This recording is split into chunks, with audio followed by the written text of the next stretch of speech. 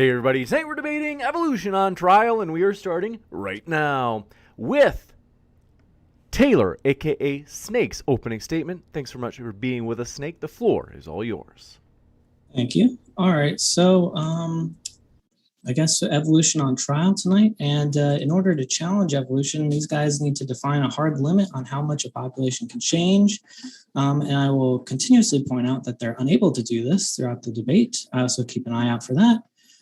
There's no genetic limits. There's no morphological limits that they can point to that would go against evolution. I'm not trying to say that there are no limits, period, but that would prevent evolution.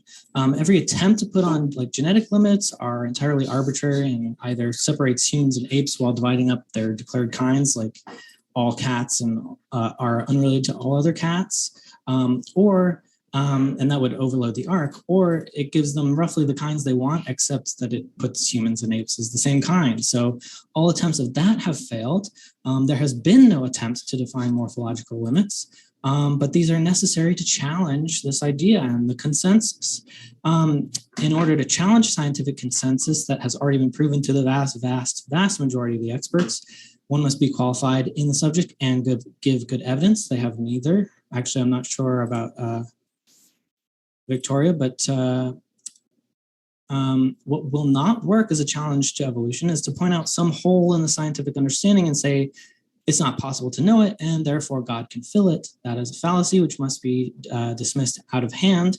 I'm compelled to dismiss fallacies or else I'm being irrational. Evolution has been on trial in the Kitzmiller versus Dover trial. No surprises here, but evolution won, even with a conservative judge. So in order for a concept to be scientific, it must have scientific applications, which basically means it has to have novel testable predictions if it's a model. Creationism has zero, evolution has many, based on common descent, like transitional species, Archaeopteryx, Tiktaalik are the famous ones. Creationist has no reason to predict those even exist. Multiple lines of evidence cross-confirm each other. And at this point, I'd like to share my screen.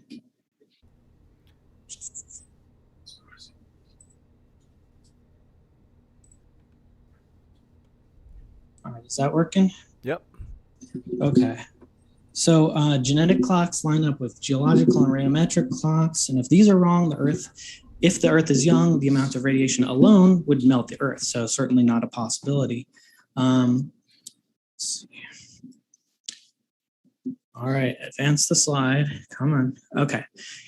ERVs are DNA elements that viruses inserted into ancient genomes, which are inherited.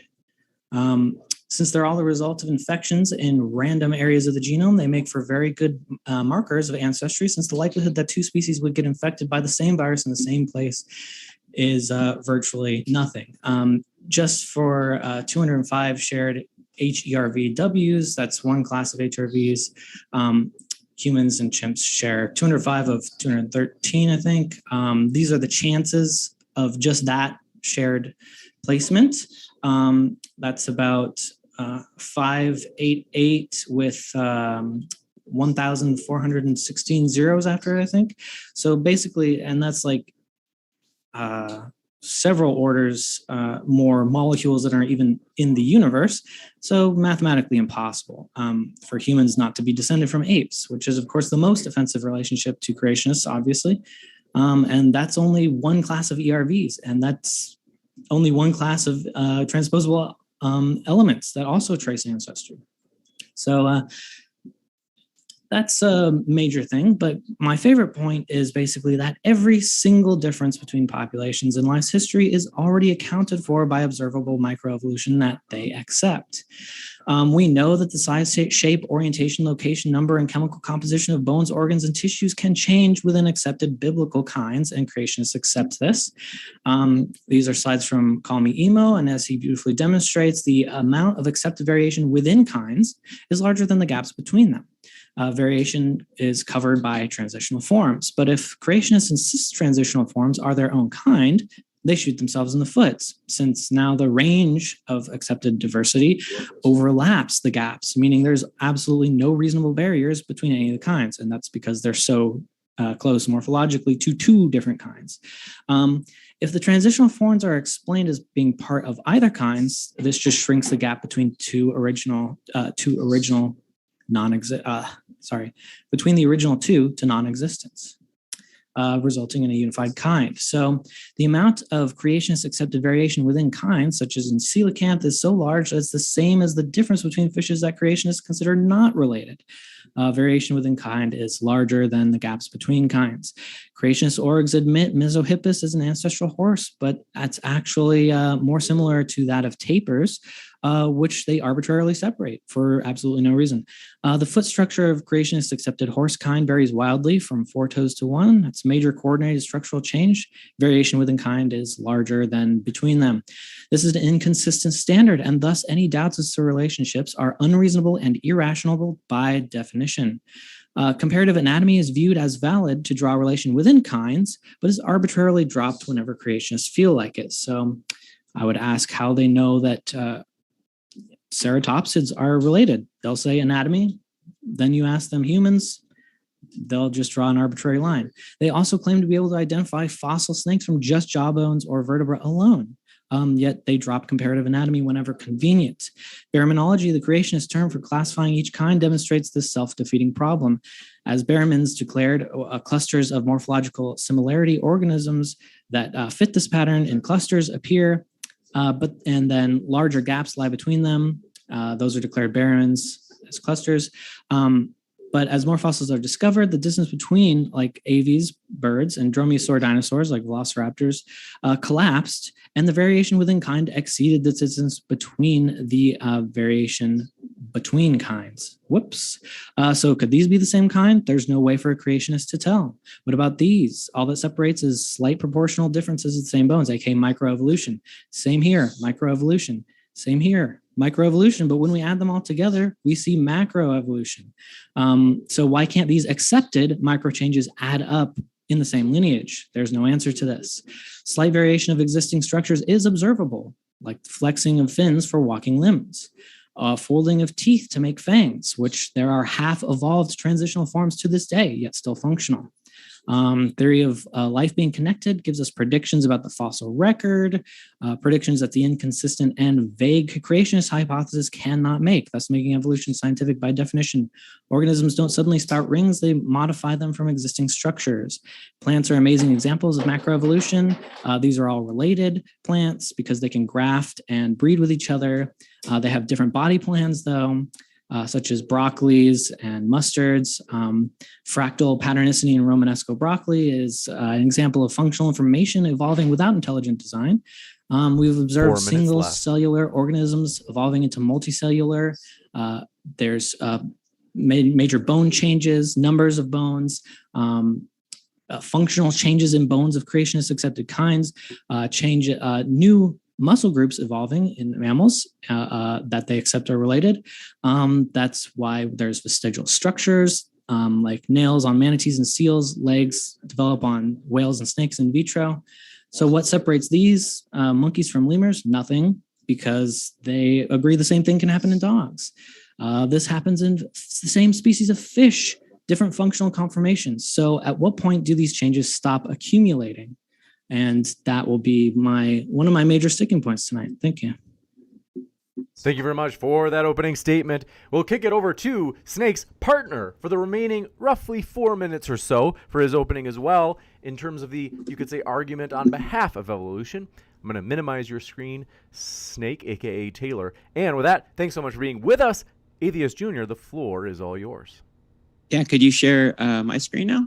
You bet. Okay. So the title of this debate is Evolution on Trial.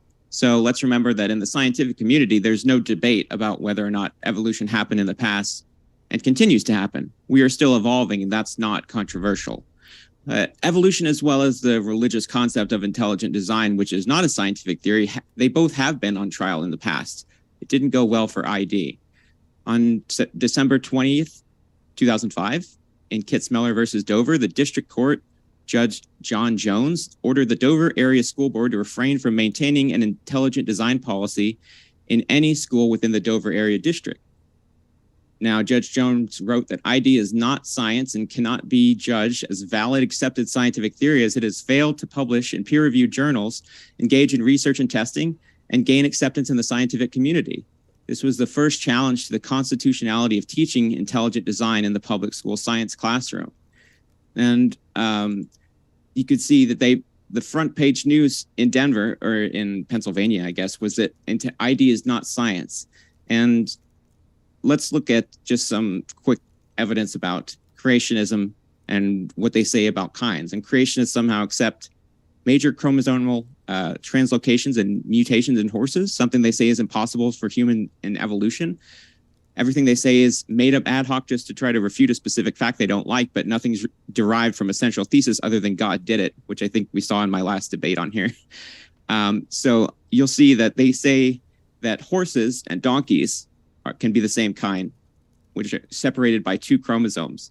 But if you ask them, are humans and chimps the same kind? They would say no, even though they only have a difference of 2 chromosomes, just like these. And these animals are more fit than their fossil ancestors that have more toes than them and more fit for horsey things. Now, some otters can be very weasel-like, while others not so much, and still others look like they're on the cusp of being seals with their paddle-like flipper feet. Remember, creationists admitted that these evolved from weasels. They're all in the same kind, so they admit flippers can evolve from terrestrial feet, and we have more or less seal-like versions in otter variations. Sea otters are closer to seals, while river otters are more like flat-footed swimming weasels. And we can see in the fossil record animals that look like a combination of bears and dogs or seals and dogs. We get a transition where it's getting impossible to tell which category they're in. Like if you look at the transition between theropod dinosaurs to what look like modern birds, it gets to a point where paleontologists can't tell which category they're in because they have the traits of both. And I think Snake showed this slide as well, but it basically just shows that when it comes to specifically human evolution, this is a problem for creationists, and because they're biblical literalists. So if you want to take Genesis literally, then it's going to be a conflict between the idea that humans were created as we are today, walking upright, intelligent, with very little body hair, and intelligent to speak English, versus the fact that we had a common ancestor with bonobos and chimps and other apes. So this is the primary conflict. This is the reason why they don't want to accept evolution. And, I'll just end my presentation there because Snake's was a little bit longer than mine. So you got it. And with that, we're going to jump into the opening statements from, you could say, the anti-evolution side. But before we do, I want to say, folks, if it's your first time here at Modern Day Debate, we are a neutral platform hosting debates on science, religion, and politics. We hope you feel welcome no matter what walk of life you are from. We're thrilled to have you here. Hit that subscribe button as we have many more juicy debates coming up. For example, at the bottom right of your screen, it will be a juicy, controversial one this Sunday. Is Islam true? Between Muhammad and apostate prophet. You don't want to miss it. Hit that subscribe button. And with that, thank you very much. BGG and Maddox, the floor is all yours. Yes, I'll go first as I'm new here. All right, then. First, gonna get an audio test. Everything good? All right then. Evolution smacks of human invention and confabulation. What there is a lot of claims about an engine of evolution and the possibility of life through deep time and random mutations becomes constructive in order, all of which are stipulated to exist, but none of which are demonstrated to exist. There's a striking absence of evidence where one should expect to find it, unless you want to propose and imagine and verify possibility of evolution where one would not expect to have evidence. Yeah, we have no demonstration of evolution being possible or even likely. We don't even have confirmed accounts of evolution. What there is linguistic sleight of hand semantics, in which devolution is treated and presented as evolution. But this is nothing more than use of Orwellian doublethink. It's akin to saying subtraction is addition, losing is gaining, slavery is freedom. Devolution is evolution. And that's really my intro. Kick it over to Maddox as well, then. Thanks very much, Maddox. The floor is all yours. Well, it's good to be back here on the one and only MDD. I'm actually trying out something new. I am streaming live, everybody, from Centennial Park here in Nashville. Behind me is not a backdrop. It's actually a full-size replica of the Greek Parthenon. Thought it'd be fun to try some out here. So, James, thanks for inviting me on for this debate. It's kind of interesting listening to our opponents in their opening statements. I wonder if they forgot that this is evolution on trial. It's their position that is on trial, not alternative models. So this isn't about defending creationism, YEC, OEC, theistic evolution, any of those models. That has nothing to do with tonight's debate. So why 90% of y'all's opening statements was all about those positions doesn't really make any sense to me if you're actually making a case for yours. Or perhaps you are just operating from the usual Evo Atheist on YouTube position, which is, oh, consensus is X, therefore it must be 100% true. Therefore, I'm not actually going to analyze my own position. I'm just going to try and deflect over to somebody else's, which I find very interesting. You know, you get into things like the bush or the orchard of organisms from origin of life that potentially, especially on the protein level, potentially defeats the entire premise of universal common ancestry. You have all of the issues with gene regulatory networks that are necessary for new body plans to exist. We have the recent discoveries that there's dramatically controlled mutations inside of coding regions, but it's much more open in the non-coding regions. However, the evolutionists want to use similarities in the coding regions of the genome to somehow be the proof beyond all doubt of their position. But we're actually finding out that it's being much more controlled.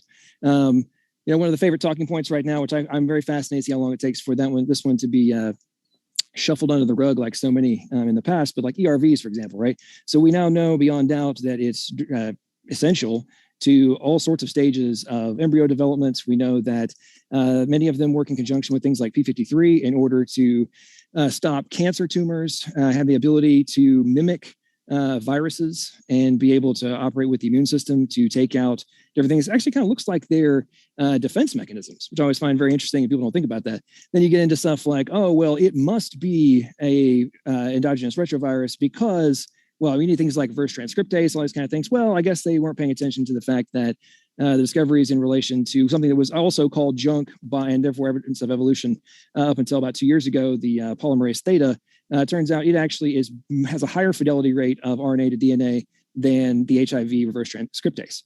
So there's so many different things that keep being discovered, which completely, negate or at a minimum decimate the, dogmatic positions that are taken by so many of the folks that, defend these positions. And I find it so funny that in relation to, I forget which one of them said it, but it was, oh, well, if you don't have, the piece of paper that makes you an expert in XYZ, therefore you're not allowed to actually really have positions or challenge a position. But to my knowledge, neither one of these guys have those pieces of paper either, but or on the flip side, have really investigated alternative arguments. So are you qualified to even be having this conversation, or are we all here able to use our intellect and be able to analyze the arguments, the evidence, and be able to reach conclusions and potentially challenge the status quo? Because it's not like there aren't things like the third way in evolution that are challenging the conventional paradigm and saying, oh, we need things like extended synthesis and, the standard models aren't really working. So, I mean, all these things are, growing rapidly to denigrate the dogmatic position that's taken by so many folks on YouTube. Now, something I found extraordinarily fascinating from Snake Was Right was trying to use the 5.88 to the 10 to the 1088th power, whatever it was, or 1400 power, whatever that was. It's so funny that number would indicate a probability of 0 or just not being possible in this context for ERV placements, but dramatically even more improbable things for just the formation of genes in general and overall, transcription translation factors, all that kind of stuff. The numbers are exponentially larger than that. But in the conversations these guys have both had, they claim that, oh, well, there's a possibility therefore. So how are you going to say on one side that this gigantic probability number equals not possible without it being your worldview, but completely utilize the opposite context to reject opposing positions on the plausibility of these other things actually coming to be.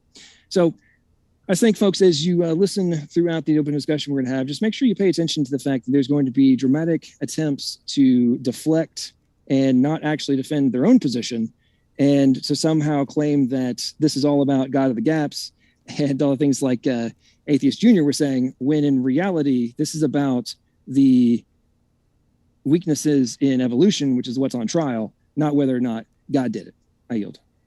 You got it. Thank you very much. And we're going to jump into open conversation, everybody's favorite. Want to let you know little channel housekeeping stuff. In particular, our guests are linked in the description. Keep that in mind throughout the debate, as well as they're also linked at the podcast, as every debate from Modern Day Debate ends up at the podcast, where our guests, such as Atheist Jr., Snake, BGG, and John Maddox, are linked as well in the description box there.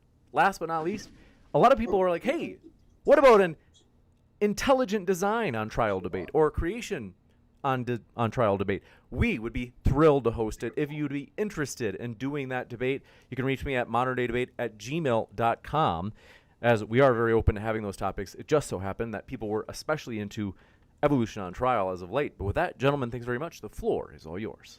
So how would you reconstruct the relationships between organisms that you accept are related, if not by morphological similarity? Well, here I have a very low criteria for evidence for evolution. So, for example, can I share my screen? Okay. All right then. So, to the anti-evolution stance would say these are not the result of evolution. So, how do I exit? Oh, I'm gonna share a different screen. So my question is simple. So since my criteria for evidence for evolution is very simple, according to evolution, there are many transitionals between the wolf-like ancestor and the Dalmatian. So my question would be, give me at least one transitional between the wolf and the Dalmatian. If you can't present this transitional, you have no evidence. That means it's just hypothetical. It would be the child of that wolf. What is that? That is a slightly different version, because children are not exact clones of their parents. Okay, there has to Wait, be. so are forgive me. either of you going to answer my question? I want to. There has to be an- Forgive me. 1 second for jumping in. I do want to say, Bubblegum Gun, this is my fault, because I know that I told you to bring the mic a little bit closer right before we started, but it's a little bit too close. If you're able to bring it back just a little bit further. Is that better? And that should be better. And I'll try to adjust it in OBS in terms of getting your volume up higher. Go ahead. Okay. So is this an answer to my question, or? Well, this is just... I'm presenting a question because you're on trial. This is evolution. You kind of changed the topic, though. No, this is evolution on trial. This is the topic of the debate. Yeah, okay, so it's a discussion portion. I asked a question. Well, would you like me to repeat it? Well, you guys are on trial. That's the thing. I think his question was related to evolution, though, wasn't it? Yeah, this is. So you're saying, so is this transitional? Wait, so James, is this a interrogation or is this just discussion? Yeah. Mm-hmm. Okay, you guys. I mean, this is the so you can debate. pass my question if you want. Oh, we can get to it. I'm presenting. This is my criteria for evolution. It's very simple. This is bottom of the barrel. Yeah, okay. I answered it. Okay, what is that? Are you just saying the wolf is the ancestor of the wolf? So are you saying a wolf gave direct birth to a Dalmatian? That's not what you asked. You asked, what is give me an example of a transition between that wolf and the Dalmatian. And the answer is the child of the wolf. What do you mean? Well, what is it? Okay, here, let me see. Let me show you a picture of what I mean. I mean, are you looking for something that's half wolf, half dog? Because no, I'm looking for an intermediate. Okay, here, how do I share my screen again? Okay. I mean, what's with the hippograph or I forget what you call those animals. What's with the picture in the middle? Yeah. Why is that there? Is that what you think that we think evolution is? No, I'm asking you. See these nodes? Those are intermediates between the wolf and the Dalmatian. So you no, have to those are different breeds of dogs. no. See these nodes, the arrows. No, Oh, that's okay. not how phylogeny works. This is how it works. No, it's not. Okay. Are you positing there is no intermediate between the Dalmatian and the gray wolf? No. Wolf ancestor. The There is no branches intermediate. are not meant to represent any particular specimen. No, there are many. Okay, are you saying these intermediates are merely abstractions or are they real? They're abstractions representing real phenomena. Wait. So move the Come arrow again? up Say that again. one node, and that's Oh, we can do that a again. specimen. Sure. Give me a second. I'll get that. We should remember that these dogs at the bottom, these represent populations of animals. They're not individual dogs and individual wolves either. So you're asking for one transitional, but we're talking about populations of animals. Are you questioning whether dogs are related to wolves? Like, you're starting there? I mean, Should I share my creationists screen? creationists accept, they say that Okay. they're the same kind. Because that's not what's no, on this is- trial. What my ancestry partner is thinks on in his trial. free time is irrelevant to this debate. This is evolution on trial. So I'm asking you, are these nodes the last common ancestor? Are they real or are they abstractions? Well, they're on a The graph. nodes The are gra- abstract. The Okay, so they don't relationships are exist. real. that And you doesn't. need these That's to not what exist. That's not what abstraction means. Yes, it does. It means they aren't real. No. No, the genie from Aladdin isn't real. An graph of- abstraction is a a graph of- representation. It's a simplification. Okay. Yeah, when tell me I what these when I nodes mark my are. height on the wall, that's an abstraction too, but it represents Okay. my height. If they're not which is real. abstractions, tell me what they are. Well, the data of evolution Just data? this would Okay, Are they he's real? trying to waste our time. they have.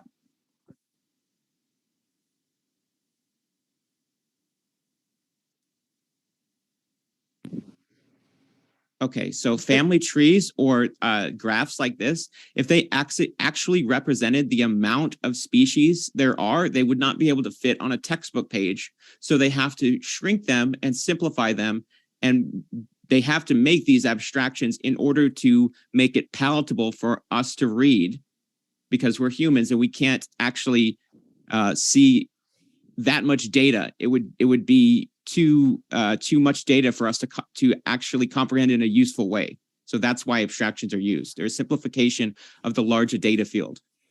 Right, and hang on, let me jump here for a second. So the simplification that's being talked about, in my opinion, is a way to just gloss over the rapidly growing amount of dissimilarities. Like, so the more genomes of different types of organisms that are being sequenced, the more we're discovering that there's a greater amount of differences and similarities in terms of unique genes. There was a paper on this, I think like 2 years ago, on the exact topic of like, oh, turns out as we sequence more and more types of organisms, we're finding less and less similarities and greater dissimilarities. So the amount of mutation and natural selection and fixation of all sorts of de novo functions, that's just getting bigger and bigger. And Completely irrelevant. And What's relevant is no. From your timeline, right? And you're the one that claims that there's improbabilities and things have to be taken into account. So if you're now having sequences that the probabilities of their formation through undirected process is greater than the number that you put forth in relation to ERVs, it's what's good for the goose is good for the gander. So how do you explain the massive amount of dissimilarities in the coding regions and as well as non-coding regions of the genomes, as we're finding out more and more of it is utterly essential for those organisms to exist? It's irrelevant because it's mutations and you know that. But Evolution can account for that. Well, what matters, hold on, I'm speaking. What matters is what is the similarity between the most similar organisms? Can evolution account for the gaps between those? Well, yeah. And so the wider we widen our scope, there is nothing you can do Well, tell me that what will is bring a barrier between any of the observed things that we see within modern animals. All of that we see within modern animals is explains the differences in between every organism in the fossil record as well. So Well, give it me doesn't one matter if there's a difference between an elephant and a human. What matters is a difference between a human and an ape. Well, give me one intermediate between this gray wolf-like ancestor and the Dalmatian. What is it? Where did the Dalmatian dog come from? I haven't memorized dog phylogeny. You can go look at it. So- I got the graph. You want to look at it? Yeah, I'll share it. I don't care. Are you putting dog evolution on trial? This is evolution on trial. Okay. Well, the common understanding is evolution, common ancestry evolution. Do you think that did do you you think that Dalmatians dogs think here something somewhere. else? do you think dogs are related to Are you wolves? just trying to avoid this? Are you trying to avoid this argument because you can't answer it? We're trying to understand it. No, I'm Okay, trying to stay. I'm trying to the not question let is you simple. waste my time because There's an this is a ancestor debate about between common the Dalmatian. ancestry of all organisms, not is about evolution. dogs. It's about evolution. No, it's not. It's not. The debate is not about evolution. The debate is about evolution from common ancestry. That wasn't in the title. So this is it's a bad implied. faith that you're arguing. But even if Okay. it was, it would still be part of the evolution of ancestry. Okay, so the question is very simple. Dalmatians here somewhere around the circle, outer edge of the circle, and you have the wolf ancestors here in the middle. So there are multiple intermediates, and all I need for evidence for evolution is for you to name one of these intermediates. What They're is? fossil dogs, dude. Can you present a fossil, or is a fossil abstract too? A fossil that's an abstract too. Do we So need the? it's Do we need abstract. the? It's an abstract fossil, so which means it doesn't exist, and we're simply No, stipulating. they're fossil dogs. Okay. Would we- Has anybody presented this fossil intermediate?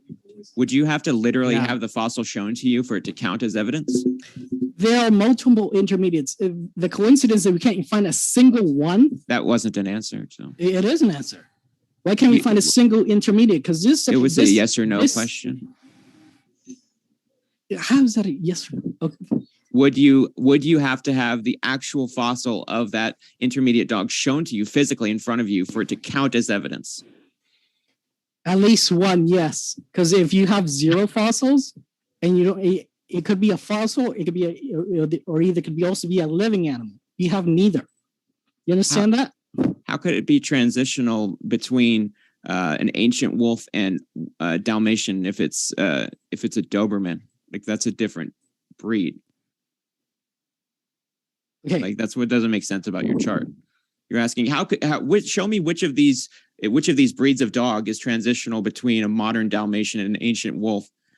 Like No, the question is breed. No, Okay, the so question, the question is, I'm not really sure what you guys give me are one arguing. intermediate. I don't know what you guys are arguing about at this point. In relation to, if we're going to go down the dog wolf rabbit hole, is it y'all's position that dogs are the result of preceding variations in wolf genomes, or the variations are all the result of mutation in the traditional paradigm sense? I would say it's a mixture of natural selection and artificial selection, because we had natural selection of wolves to dogs. And then when we domesticated dogs, that's where the artificial selection comes in and gets you very specified breeds like a French bulldog with a flat nose, or a Chihuahua that's very small, or a Great Dane that's bred for its size. Right, but you're dodging the point. The point of the question. The question was the necessary genomic information already present in the wolf in order to, whether it be through natural or artificial, in order for the breeds of dogs to descend from it, or is it necessitate the formation of a whole bunch of new information in order for these different breeds to take place? It would be new, and you get that from mutations. So you're suggesting that we couldn't very systematically recreate the breeds. It would have to be all random mutations that they're just selected for, or those could be like reconstituted via purposeful manipulation of the genome. No, like I said, it was a mixture of our natural selection and artificial selection, but both of those involve mutations. It's just that with one, you're intentionally trying to select for certain traits, Now, I'm not a geneticist, so I don't know. So Shih Tzus, I believe, are either the first or second closest to a wolf genomically. You actually think that they're that similar, and like that defends your position? Did I say or imply that? Well, I'm saying that from you guys like to go down the rabbit hole of morphology, right? And that all these variations must be indicative of evolution in the traditional sense. But we now have something like, I mean, eventually you get a Chihuahua, right? And if you're looking at things from like the fossil record perspective and you weren't doing a direct genome comparison, are you actually going to try and argue that the skeleton could actually be truly timelined in between a wolf and a Chihuahua? Well, morphology. What does that mean? Timelined between a wolf and Chihuahua? I think evolution is all about descendancy and heredity, right? I think I know what he's asking. So morphology has to do more with just the shape and how an animal looks. That's why the first taxonomies, the first phylogenetic trees were made just based on how animals looks. It wasn't until we discovered genetics that they were able to go back and test the DNA of these animals and see specifically how closely related they were or not closely related. But no, I think if an alien came and saw a Chihuahua skeleton and a wolf skeleton, they probably wouldn't think that they're closely related or related at all. Okay, it's cool. Because of genetic testing that we can know that, or the fact that we know we made Chihuahuas, basically. Cool. So is 99% of all genetic comparisons done from extant genome sequencing or preceding comparisons? You mean extant versus extinct? Because I think you have to be, DNA only lasts for a certain amount of time that you can still test it. Like there are fossils we can't DNA can last for quite some time, but that's not the point. My point is the majority of evolutionary theory based on inference? The majority? It's based on prediction. Okay, then tell me. So the point about morphological similarity is that since we know there's variation within animals that we see today that we know are related, that certainly is plausible for how animals that are similar change from each other. Okay. So it's are plausible. you missing the whole? Are you missing the foundational point of the question? And then when we have this hypothesis of, okay, so maybe this goes back further and further, then that's able to predict forms that you guys had no idea existed and exactly where they were and what they are. Okay, that's how science works. That's how you guys what you can't don't do. have. Okay, again, biologists can do. Ladies and gentlemen of the audience, this is example number one of the attempt to deflect over. Oh, to you guys didn't think of X, Y, and Z. That's not the point. That's not the question. That's not the thing that's being brought up here. This is in relation your terrible model of creation. But let's not overtalk them. Okay, so I'm not discussing anything from a creationist perspective. Okay, we're talking about the necessities of the genome and the differences and the very hyper-specific functional information that is necessary in order for different organisms to exist. Do you deny the fact that there is dramatic amounts of differentiation, the functional information, regulatory sequences, et cetera, that are necessary for different organisms to exist?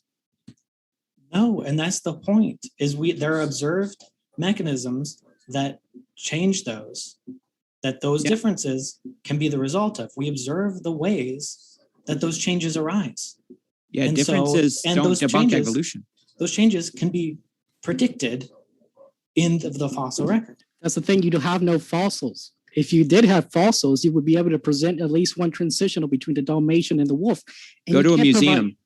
They don't have fossil wolves. They don't have a single one at the museum. Yes, they do. Give me one then, Atheist Junior. I told you, the transition is between you're saying ancient wolves and I guess domesticated dogs.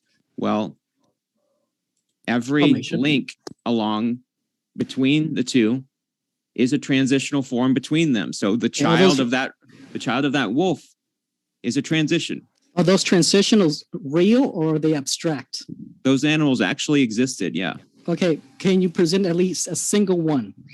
I don't have to. Is it that you don't have to, or is it that you can't? I don't personally have the skeleton of that wolf fossil, no. so I can't. I'm Isn't sorry. it so convenient that we can't find a single transitional between the Dalmatian and the wolf-like ancestor? Do you think wolves and dogs are related? Absolutely not. But that would be You irrelevant. That would be You irrelevant don't. to this conversation because this is not about creationism. Okay, This is look about up evolution. I Look didn't up say the anything paper. about creationism. Look up the paper, Ancient Wolf Genome Reveals an Early Divergence of Domestic Dog Ancestors and Admixture into High Latitude Breeds. Okay, tell me It what has dog it several is. specimens. What is the intermediate? I simply want to know what it is. They label them with like numbers and letters. Numbers are just abstractions. What? It's a label. Yeah, an abstract label. Are you an They abstraction? call it the Timir wolf. Of course, I'm not an abstraction. But you are presenting But you're not- abstractions but you're as not- evidence you're for not- evolution. You're not in front of me right now, though. I don't see you. Atheist Junior, you're clearly dodging what is obvious. What's Okay, the so now obvious I've given problem being you- presented? I've given you a citation. I gave you the name of it. I just need you Yeah. to present at The least one reason- transition. I did. Alive or dead? I did. And so the reason that I You gave me brought numbers. up, I gave you a name actually. What name? Timir Wolf, and I gave you the name of the paper that it appears So in where Wolf it gave reported. birth So the reason that Dalmatian. I bring up creationism is because it is the most skeptical position that people hold on this earth about evolution. So I was hoping to start with some common ground of what is accepted variation of change, so that we don't have to start at biology 101 for an hour and a half debate. But we can't even agree on if wolves and dogs are related, though. Yeah, the that's sake- his tactic. He's trying to waste our time. For the sake of the debate, a dishonest. logical Okay, so- LVP so- would be so- so adopted first in off- my position. So first off, I don't think anything that I brought up is like necessarily biology 101. First off, He Bubblegums was. Yeah. The macro view of all of this is when the more we dive into genetics, which originally, unless you guys are denying this, was considered the foundational defense of evolutionary theory. But the more research that's done, and the more that we discover that larger and larger portions of the genome have specific function, and that very minor mutations, even in STRs and things of that nature, like, oh, if it's as long as it's between 8 and 13 base pairs, we're good. If you have less than or greater than, then you have XYZ disease. Like, we're discovering this out the wazoo. And if the foundational premises of evolution, i.e., you can like have all these mutations that can take place until eventually something functional comes into existence, and you can have co-option, all these different things. If that's true, then why in what we're observing now is it look like if you don't have ridiculously high fidelity rates, you have massive issues, i.e. very often leading up to death. So how is it actually plausible, rather than just being inferred and extrapolated out from a mental gymnastics, that somehow all these things that we're observing, which would get in the way of evolution actually being plausible in the macro view, somehow just magically happened in the past? Like, how do you guys defend that? So I asked this in my intro. What is the genetic limit? How many differences defines that something is not related? Okay, that's not remotely what I brought up. I was That talking, is exactly what you brought up. You said there are major differences in the genomes, which is somehow a point against the common ancestry of the organisms that we're talking about. So I asked a direct answer to that on topic, which is, how large of a difference does that need to be to challenge evolution? For the sake of hang on, hang on, ladies and gentlemen. He just said he asked a direct answer. Okay, so Yeah, you can answer questions with questions. I mean, people misspeak sometimes. Well, yeah, because he's dodging This is on my topic. question. You're dodging my question, which was it was about 5 minutes long. Yeah, you talk So in a very I- complicated way that's hard to follow. Well, I apologize that multiple structure components to a compound sentence are going over your head. Maybe you should take off your beanie. But the whole point that was being made was in relation to the fidelity necessity in order for things not to die. Okay, so if we know you need to have 99.999% fidelity right now in order to not have massive issues, it doesn't matter if it's like in humans and chimps. I believe it's somewhere between 35 and 36 million base pair differences, I believe, is the standardly accepted position, right? If we know that very minor modifications exponentially smaller than 36 million, or 35 million, whichever number you want to go with, cause you to die. How is it plausible in the 6 million year timeline, or whatever the current supposed history is, for that many changes to happen from a split from a common ancestor and extinction not to have taken place? I mean, seriously, if you're talking about having that much difference. So now you're asking about mutational load, mutational meltdown? Ultimately, yes. But I mean, I'm serious. In context of fidelity, how is it plausible to make those jumps? There are multiple papers studying mutational meltdown, Muller's ratchet, where it's quantified where there are ways where, bad mutations accrue, but there are multiple mechanisms observed that counteract the accumulation of deleterious mutations. Yeah, and I feel like you're asking, like, how come there isn't just more extinction? But there was, over that time period, almost like 98% of species have gone extinct. Very few species are what Darwin called favored races that actually have been able to survive even up to the common day, or the present day. Okay, for example, let's take an example. Could we take purebred Chihuahuas and evolve them to be as tall as a Great Dane or a German Shepherd without running into very disease-causing or just the utter death of the Chihuahua? Why would I expect that we couldn't? We got Chihuahuas from wolves. Okay, so we have Great Danes, so can you guys demonstrate by breeding, selective breeding yourselves, and provide through using purebred Chihuahuas only, and then select them to be as tall as a Great Dane or a German Shepherd? Has that ever been done? You could breed it with a Great Dane or a Shepherd. No, well, that's you can breed animals to be larger. Yeah, okay, so you're saying crossbreed. Chihuahua and Chihuahua. Yeah, Okay, Chihuahua and Chihuahua. but you can breed organisms to be larger. Has that ever been done? that's why we have Great Danes.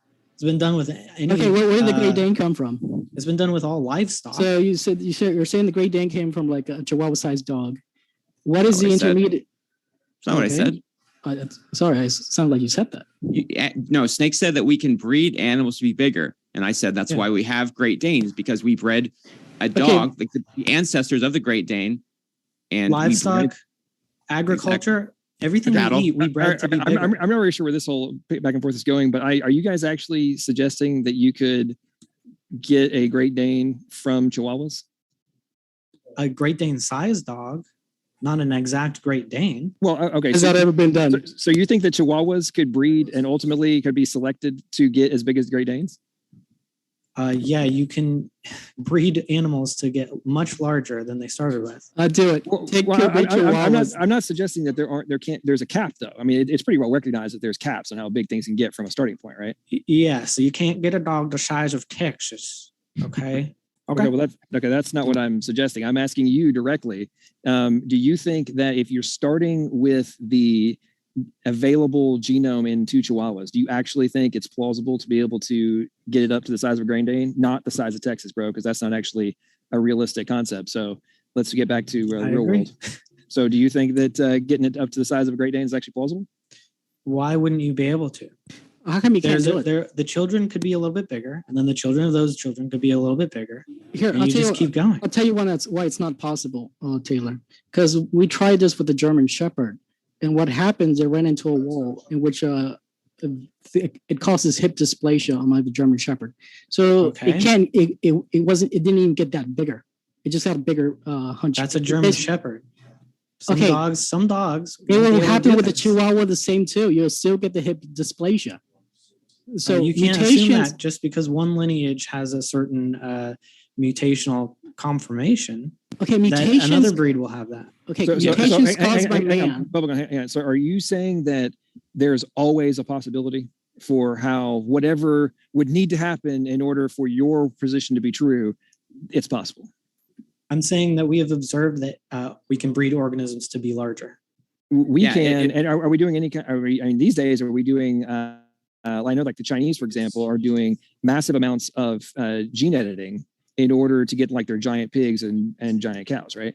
So doing like recoding of a genome from a artificial perspective, like intelligent agency being injected into the equation. Sure, there's all sorts of stuff that can be done. I mean, Did I can say that? I didn't say you said that. I'm saying Okay, I'm that not arguing that, so move on from that. Well, you just made the argument that it's totally doable, and I'm clarifying to the audience. I didn't mention gene editing. I know you didn't. I'm telling the audience what would have to be acquired and what would have to be executed in order for the kind of thing that you're talking about to actually realistically be plausible if you're starting with something like two Chihuahuas. Nope. Have you seen that the livestock that used to be around, they were much smaller, and that was before the advent of genetics. Especially cattle. Yeah, they mixed them. Pigs. Yeah, they're mixing cattle to get different type of cattle. That's no duh. That's But not evolution?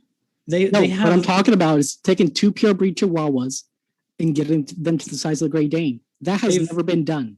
They've bred pigs that have There'd be extra no ribs reason. and vertebra without gene editing. So Taylor, how much are you willing to bet that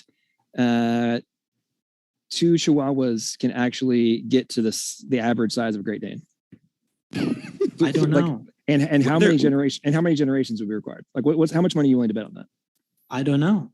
Whether Well, or not but you can know do that- this or not confident you in does evolution. not mean if evolution is true or Right. not. This goes back to my exact point I was making, and the clarification question I was asking you guys is whatever would have to happen. Well, it just happened because evolution is true. Therefore, this is what must have happened. There must have been some way for this to happen. Now, when it comes to actually But that's not what I defending said. the reasonability of, I didn't say you said it directly, but that's the end extrapolation of the point that you guys keep grasping onto. Is it could have happened because hey, haven't you seen cows breed? Therefore, they must be able to get that big. We're talking about something the size of a freaking, in comparison, something the size of a freaking rabbit becoming a steer. Like, Have you seen the breeds of rabbits they've gotten? Huge rabbits, 3, 4, 5 times larger than wild ones. 3 or 4 times. Okay, so are you going to sit here and say that a Chihuahua is only 3 times smaller than a Great Dane? I don't know the exact number. I know you can breed animals to be larger. I didn't. Yeah, I you didn't say. can mix I didn't animals to get say. them I didn't larger, say that. I But didn't we're say starting you with can't. pure breeds. I didn't say that you can't. I specifically delineated that there's a cap on how big you can get things, and therefore you have to have a you're starting saying- point that's higher before you go lower. You're saying you can't breed organisms to get larger. That's not what I've said. I've clarified Humans- that multiple times. Taylor, are you not listening? I've You clarified said that there's a multiple cap. times. It sounded On how like that's big- what you on just how said. big, correct. You said you have to start with something larger. That's what I thought I heard. But Originally, yes. so it sounds like you're saying that you can only go down in size. Are you saying there was nothing ever that that ever was larger than the things that were able to be bred together and get bigger? And are you saying that they were the direct No. lineage of modern huge cows? Organisms can get larger or smaller through lineages. Okay. Yes. Through should be able yes, to make a through a range. You're correct. And is it more likely they get smaller or larger? It doesn't matter. It matters. The only thing that matters It's is the environment. observationally true that they tend to get smaller. Can two short people have only- a tall baby? yeah, because you're mixing them. Start with Nope. a population of Okay, millions. hang on. Average human height hang- has gone up.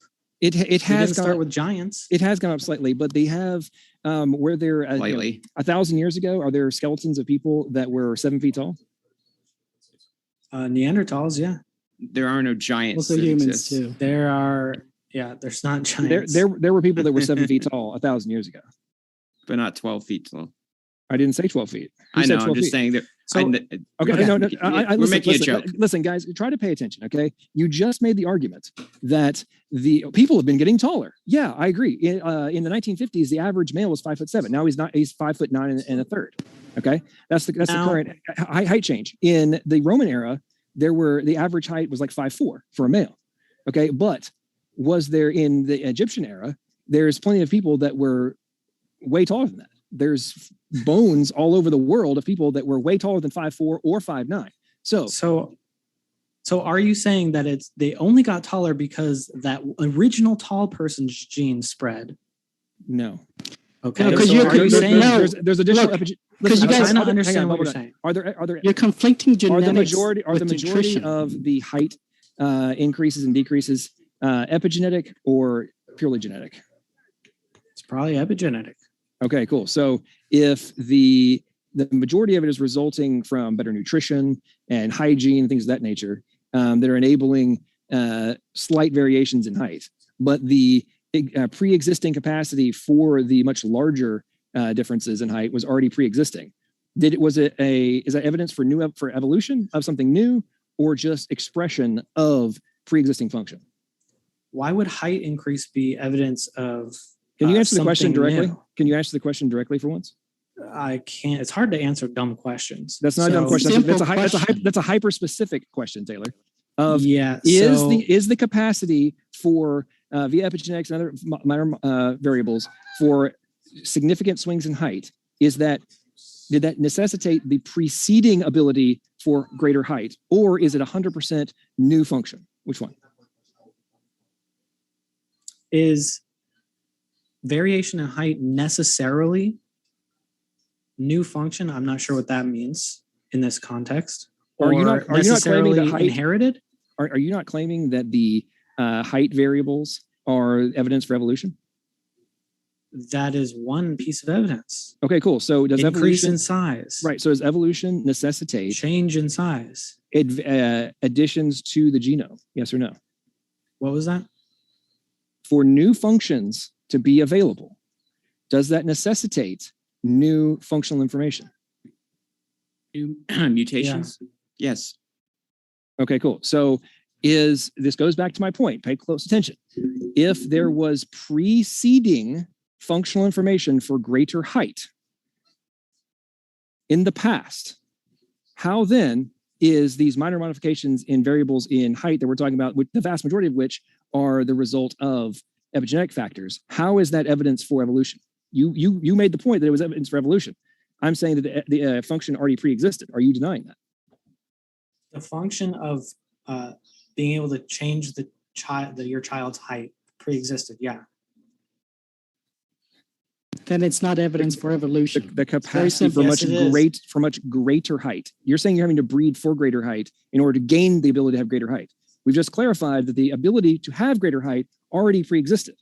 Okay, so whether or not it's is the variable. Of course it pre-existed. Every change in evolution is a modification of a pre-existing structure.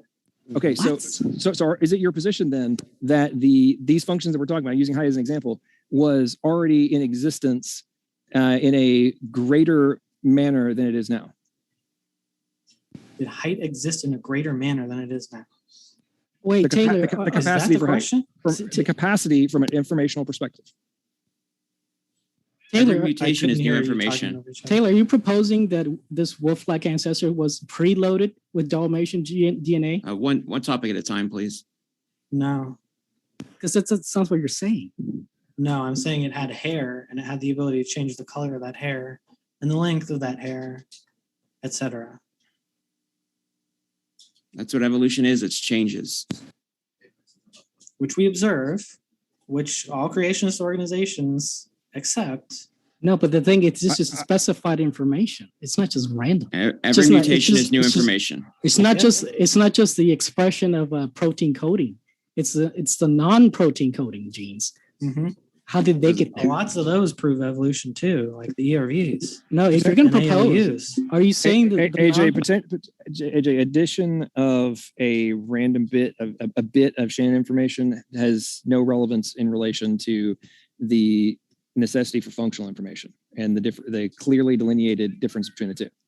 So whether or not you want to say that if there's a gene duplication or in that context that, okay, there's an increase in the number of bits that has nothing to do with whether or not it is new functional information, and then accounting for the necessities in order for this new functional information to come to be from the evolutionary model. That is the whole point that's being made here. So whether or not there's adaptation, very often in real time, I'm a big fan of Shapiro's work in talking about how they observed all sorts of things happening in real time. It was very directed. It was controlled modifications to existing function on the fly based on very specific pressures. But it was nothing random about it at all. It was a very exquisite function. So having those kinds of modifications and adaptations of pre-existing function, I have zero issue with that. But that's not y'all's position, is it? Yes, it is. Every evolutionary change is a modification of pre-existing traits. Okay. But from If the undirected domination- but from an undirected process, correct? Nope. Okay, it's so- all so what- directed by like the environment. Okay, if the wolf didn't have the Dalmatian traits, it's a morphology. How did it get that morphology? Was it already preloaded in the wolf ancestor, or was it through microevolution that it gained these morphology? It's definitely microevolution. Okay, The question Still I posed evolution. in my opening is, what is the limit to the amount of microevolutionary changes that can occur in a lineage? Is there a limit? well, you tell me. Microevolution is still evolution. Okay, if No, this as long as it's is not this going microevolution, extinct, there isn't okay, a if limit. this microevolution was real, you should be able to demonstrate at least one intermediate between the Dalmatian dog and the wolf. Well, you But you just can't- admitted it is. All creationist organizations admit it is. I think no. we can handle that. Yes. What my partner believes in his free time is relevant to this debate. This is about you are defending evolution. Mhm. And so another example of like functional information coming from pre-existing traits is the chlamydomonas algae. Chlamydomonas. Yeah. Chlamydomonas, Yeah. which started off unicellular and became multicellular. And it didn't evolve like some new protein complex or anything. It used pre-existing genes that were just regulated in a different way, which allowed it to basically have tissue differentiation in a body with set amount of cells. Are you talking Yeah. about I think it was amoeba, No, algae. the It's algae. an algae. It's Okay. a single cellular algae, and it got over 50 weeks. It was able to get an extracellular matrix because of selection pressures. Well, Okay, first of all, hang on. So I love when this supposed definitive proof gets brought up. It really honestly cracks me up. So Me too. in relation to the pan genome, was the ability to connect and communicate in different fashions between the single-celled organisms, did that already exist genetically? Yeah.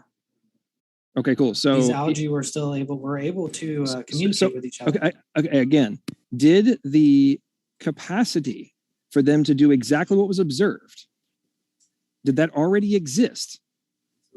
Or That's how evolution works. what? well, wait, hang on. Evolution. Okay. I'm talking about the functional capacity to do all the different variations they did. Did it already exist, or was this new information that was injected into the equation in order for for the colony model to form? It's not a colony. So what it Okay, does is it already had the ability to stick to other cells and communicate with these cells. Cool. So what it did was just change like the temporal regulation of Okay. those genes that already existed, which ended up making them stick together in a body, and they would communicate with each other as a body and tell some cells to turn off and not reproduce, so that some cells would reproduce, which is essentially tissue differentiation and a body. Yeah, and they did this to avoid a predator. And while doing so, Mhm. they became immobile, so they couldn't move. And it was So? only What? after the predator situation happened that they split again and became a single cell again. So it was never a multi-cell or multi-cell evolution. Yes, it was. No, it wasn't, because it was already there. They already had that ability. It was just a defensive mechanism. No, because it was a mutation. Okay, so It are you occurred due guys to a are mutation you that guys they actually tracked gonna, down. They didn't you- split apart again. That's not true. They did. the And split- by the okay, way, so- I would pick being immobile over getting eaten by a predator anyway. If you don't move, you get no food. right. Okay, so let's Algae think about. don't. Algae let's- can just sit there. Okay, so They have in- photosynthesis. They have Right, photosynthesis. in war, in the military, are there different specialties of a squad or a battalion or which insert Yeah. Yes. section? Okay, cool. Yes. So Yes. the are all of them, all the people, all the soldiers are still human, Yeah. but they could have a specialty in a different area, but they're still Yeah. remain See, human, right? they can break off from the squad and still be alive, but the cells in the multicellular orgy cannot, or organism. Yeah, they'll die. They can, if they break off, they die. That's what makes it not a colony, and what makes it a multicellular organism. That's the distinction. Oh, that's what. Okay, so the If we fought wars with blobs of men stuck together, are you now going to try and argue that the genomes of all of these different single-celled organisms were now identical? What did you ask? Are we arguing that they're not identical? I'm asking you, you claim that they're becoming multicellular organisms, correct? Well, one of the key delineators of a multicellular organism, they're operating from the same genome with different cell type differentiation, correct? Mm-hmm. Okay, so are you guys arguing and claiming that these single-celled organisms all have the identical genomes now? Probably not, because every cell in your body does not have an identical genome either. Other than very, very slight modifications and variables, the genome is the same. Well, if there's any slight differences, it's not identical then. Okay. Okay, this is really cracking me up right now. Okay, this is how you get cancer. All your cells have little tiny differences. This is seriously cracking me up right now. The difference causes cancer. From all other multicellular organisms, do they start with the same genome and then develop out the variations from there? Yes or no? What was the beginning of that? Do all other multicellular organisms that we observe, do they start with the same genome and then cell type differentiation happens from there? Yes. Okay. So would that be a key delineator of what is a multicellular organism? It has a identical genome that can be modified, but that's a starting point. Yeah, these are clonal from each other. Whoa, they're clonal from each other? No, they're not. Yeah, one of them splits off and starts cloning itself and makes itself a new body. You're saying that the original, because they had a variety of different colonies or like groups, right?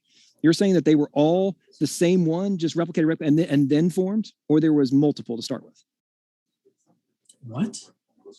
They were all the same one? How can all be one?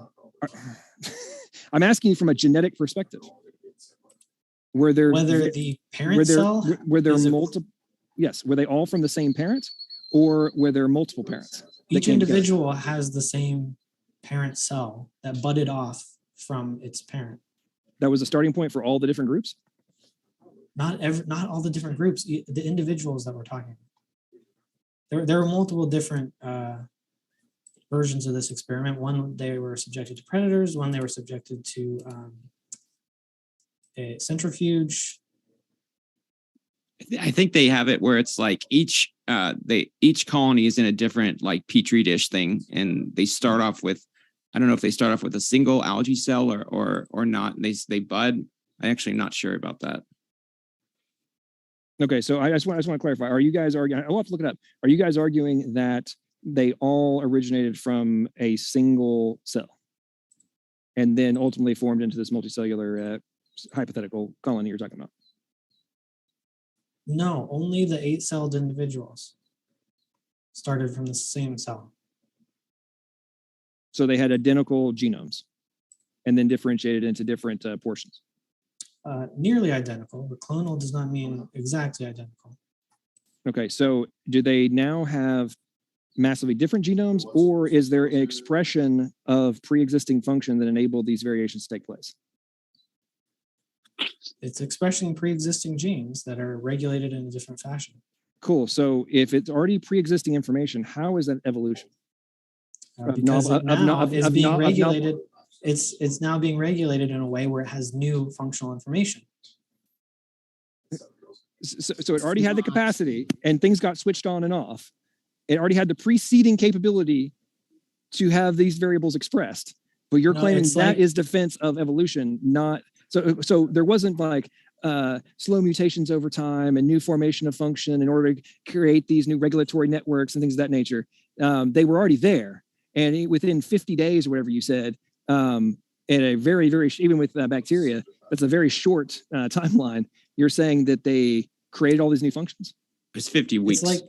It's like in code, if you have a command that's functional, and then you copy that command and you place it in other parts of your code, and it now has a completely different function, Yeah, that's new information. Whoa. You What? think that, hang on, you think copy and paste creates a new function or just expresses an Yeah. existing function in a Yeah. different spot? Yeah, holy if you shit. know anything about Oh my code, God. Dude, are you That's sitting here? how it works. I do. Are you sitting here Mhm. trying to tell me I have a freaking, I have a contact form plugin in WordPress, right? Mhm. And I say, hey, I want to have this module on the contact page and on a interior page for a service offering. You're saying that because I say, yes, insert code here and here, that means it's a new function or the expression of a pre-existing function in a different spot? Which one? Neither. Neither? Mm-hmm. So okay, so please defend your position. What is it then? So how it works in biology? This is too good. Go ahead. Taylor, this is very simple. No, let me answer. Okay, go ahead. So the way it worked in the algae was No. We're John, on we code have to right give now. him a chance to we're- respond. no, John, I We're do want to on give him. code right now. John, we have to Defend give this him in a relation to the chance to website. respond. Dude. No, You asked Don't him a dodge. question. We have to give him a chance to respond. Yes, the way it works in He the said I didn't algae is that it turns on reproduction at certain points, and it tells the other ones to turn off at certain points. So in a code situation where you'd have, I don't know what command that says turn off a certain function or turn on a certain function, and it just it does that. But you take that line of code and you add it in a different way, that it does a completely different function, then yeah, that's new information. you just said on and off was the new function, dude. Okay, that's like saying that's now like saying I've logged in and said I don't want it on this page anymore. I want to add it to 5 others. That somehow, again, this is not new functional information.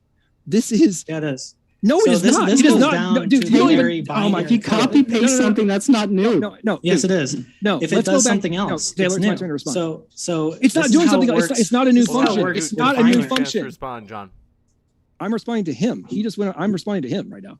What was the This This question is you how it asked? works with Snake? binary. You can make any different function based on different combinations of a 1 or a 0. Taylor, if I steal the code from Windows 10 and then just copy paste certain codes in a different spot, but it still does the same execution, am I going to get copyright struck and taken to jail for Probably, plagiarizing? but that's not what I'm talking about. I But said it that's has a exactly different what you're function. talking about. I don't think what you're talking about. Nope. Okay, Don't Taylor, lie.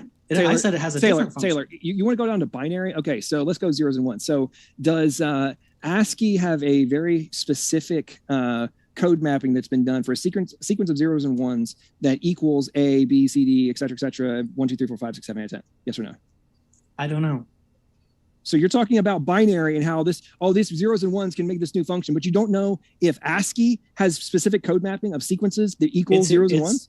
It doesn't matter. Yes, it Is it- does. Is this No, it Taylor's doesn't. coding information on trial? Well, okay. If we want to go down on that rabbit hole, are you suggesting that the genome is not code? Irrelevant, just like everything you've just been saying for the No, last it's 200 100%. years. It's What? 100% relevant. It's No, it's 100% not. relevant. I could Wasn't give you even that the relevant to what I genome is said. designed, and it changes nothing about this. No, we're talking about the necessities of the sequence of the codons to be equal to specific functions. Are you denying that that is necessary? What? That the codons must be in specific sequences in order to result in the specific function. That's how it works. Okay, so how is that any different than the combination of zeros and ones that are necessary to equal, whether it be letters and numbers, and then from a string perspective, equaling commands that are executed? Like, how is it any different? So you're off on DNA as a code now? No, Is that where no, you're who cares? I'm No making one Because sure I'm not cares. going to waste my time. I want to on make that. I want to make sure Yeah, you we're can talk operating about for this on your channel. Like, we're not going to waste our time with this. So are you going to argue that evolution does not necessitate the formation of new code from a genetic perspective? You No. can make new code by altering previous code. Okay, As an how do intelligent you agent, alter? sure. I've done this Oh, for wait. games. Are you an intelligent agent who had an understanding of the desired outcome? And that's irrelevant. The But- thing that I'm so- drawing attention to is that modifications of existing things can be used to create different functions. Did your video game program So itself? there was no new gene in this algae. It was regulated in a way that it makes an 8-celled body that some cells have reproductive function. Okay, so that's new information. Did they all you lose? There's no way around Taylor, this, did man. they all have the preceding replication function? Yes or no? Yeah. Okay, so they turned off a pre-existing function, correct? No. Oh my fucking Dude, are you serious? They had the pre-existing function. You just admitted that. We're And going to then Q&A shortly. did they maybe turn it about 5 on? minutes. Yes or no? Thank Turn it God. on or off? Which one? This is They not that turned it on complicated. and off at different times Okay, cool. So was that and with different stimuli. So turning off. So if I click off, Okay, here. does so that here's mean a that better the example. pre-existing function already existed or came into being when I pressed on and off? This is So- like saying I turned the light on. There. Oh man, this is too Okay, good. so here's a good coding example. If I have the command execute function, but I change the cause of the executable, then that's different information. If you yes, but what has Okay, to happen? okay, we're done with that. Now Okay, let's move on right, to right. wait a No. minute. No. Now we're done. How does that have to? What has to happen in order for that change to take place? It moves, which can happen in turns genes. on. No, dude. In relation to the code base, what has to change in order for the cause, for the if then else to be modified? What is necessary from a machine code perspective for that change to take place? Someone types it in. Is that what you're looking for? That's exactly what I was thinking. Okay, and what is necessary for that to take place? You press the keys on a keyboard. Are you looking for an intelligent agent did it? Intelligent Because code can agent do this equals on its God. own. Equals God. No. Because DNA can do this on its own, No, which we've demonstrated with the algae. Dude, you're using the no. We've already established that the genomes or the algae weren't creating new function. They were turning on and off pre-existing we've function. established that it does have new function. You just said it was new function. Dude, said you Like yes an to me. extracellular matrix. Oh my god. Okay. You said yes to me. No. It's a So we've beneficial been on mutation. this. This is You wanted ladies, to talk about ladies and gentlemen. This is ERVs, hilarious. didn't you? Ladies and gentlemen, this is hilarious. These guys are doing such a hilarious dance and dodge. Okay, And we know only that have they a opened- couple minutes left. So James, did you say can we're going to Q&A? Yeah. Is that where we're at? This is hilarious. Notice that we haven't been- ERVs? Let's We haven't been laughing at our We haven't heard opponents. from Atheist Junior in a while. I just wanted to say, notice that me and Taylor haven't been laughing in a mocking way at our opponents the whole debate. I just wanted to point that out. But evolution can have mechanisms that are both natural selection and artificial selection that has an intelligent agent in it. That doesn't disprove it either way. It's an intelligent agent. You can't equivocate that to that means that God exists. Because I know that's what you're trying to do, even if you won't admit it, but that doesn't work either. No, this has nothing to do with We're not the God. ones This has nothing to do with snapping. God. Okay. This has everything to do with the fact Okay. that Taylor and you have both been like, well, all you have to do to make this, to change this clause in the function is type some stuff in. Like, and It happened. now, does it have to be in a hyper The specific experiment happened. Does it Get have- over it. Dude, was new coded information injected into the genome? We already established this. It wasn't injected. It was mutated. Okay, the turning on and off of a pre-existing function is not mutation to new information. It's the deactivation of existing information. We've been over Hey, this. Taylor, if I You turn admitted on my it. light So bulb, can we talk about ERVs is my in the light last bulb couple not there? minutes? Because you said I wanted to avoid that. Let's go with what have you got? Let's go Taylor. What have you got? Yeah. So basically, you kind of dodged the whole it being implausible numbers wise, and then you kind of went off into, well, it confers a function, therefore it was designed or might be designed, which it's not because they are confirmed to be parts of viral elements. We can observe this happening today, so we know that they are in fact viral elements. Koalas are undergoing this right now, so we know what it looks like when ARVs invade the system now. And they actually confirmed that you can confer function in mice with ERV elements. Can I answer to the koala real quick? One, okay, the koala has two ERVs, ERV-B and ERV-A. ERV-A was already there in the koala, and it's necessary to the koala. ERV-B is a mutation of KRB-A and has become the disease one. So are you providing as evidence for creation? Because KRB-A was already in the koala. It was only after it mutated into KRB-B that it became a disease. No, because a god wouldn't make it look like it was all. there would be no way Okay, for look, it to all infect KRBA was different necessary lineages to in the the problem. exact same spot. And a God who wanted us to know that wouldn't do that. Disease happened. That doesn't just prove God. Plus, that's not part of this debate. Yeah, viruses cause disease, but they took No, the the mutation ERV. Hold on. Let's hear from Snake. Hang on. Taylor, are you arguing that that the vast majority of viruses are pathogenic? The vast majority of viruses are pathogenic? Yeah. Yeah. That's categorically false. Viruses are pathogenic. It's the reciprocal. It's a very small number of viruses are pathogenic. The vast majority are either benign or have some kind of function. ERVs or not? Well, we're talking about viruses. Who cares? Okay, I'm talking about Who cares? ERVs. Okay, so The human so the ERV ERVs that have documented function, which I kind of addressed in my opening, So- they're like essential for like development. Okay, so Wait, so those are we've proven that organisms can co-opt ERV elements for functions that they already have. It has never been observed. Yes, it It has has. never been Yes, it has. observed. No, it has. whoa, the co-option has been observed. The co-option has been observed.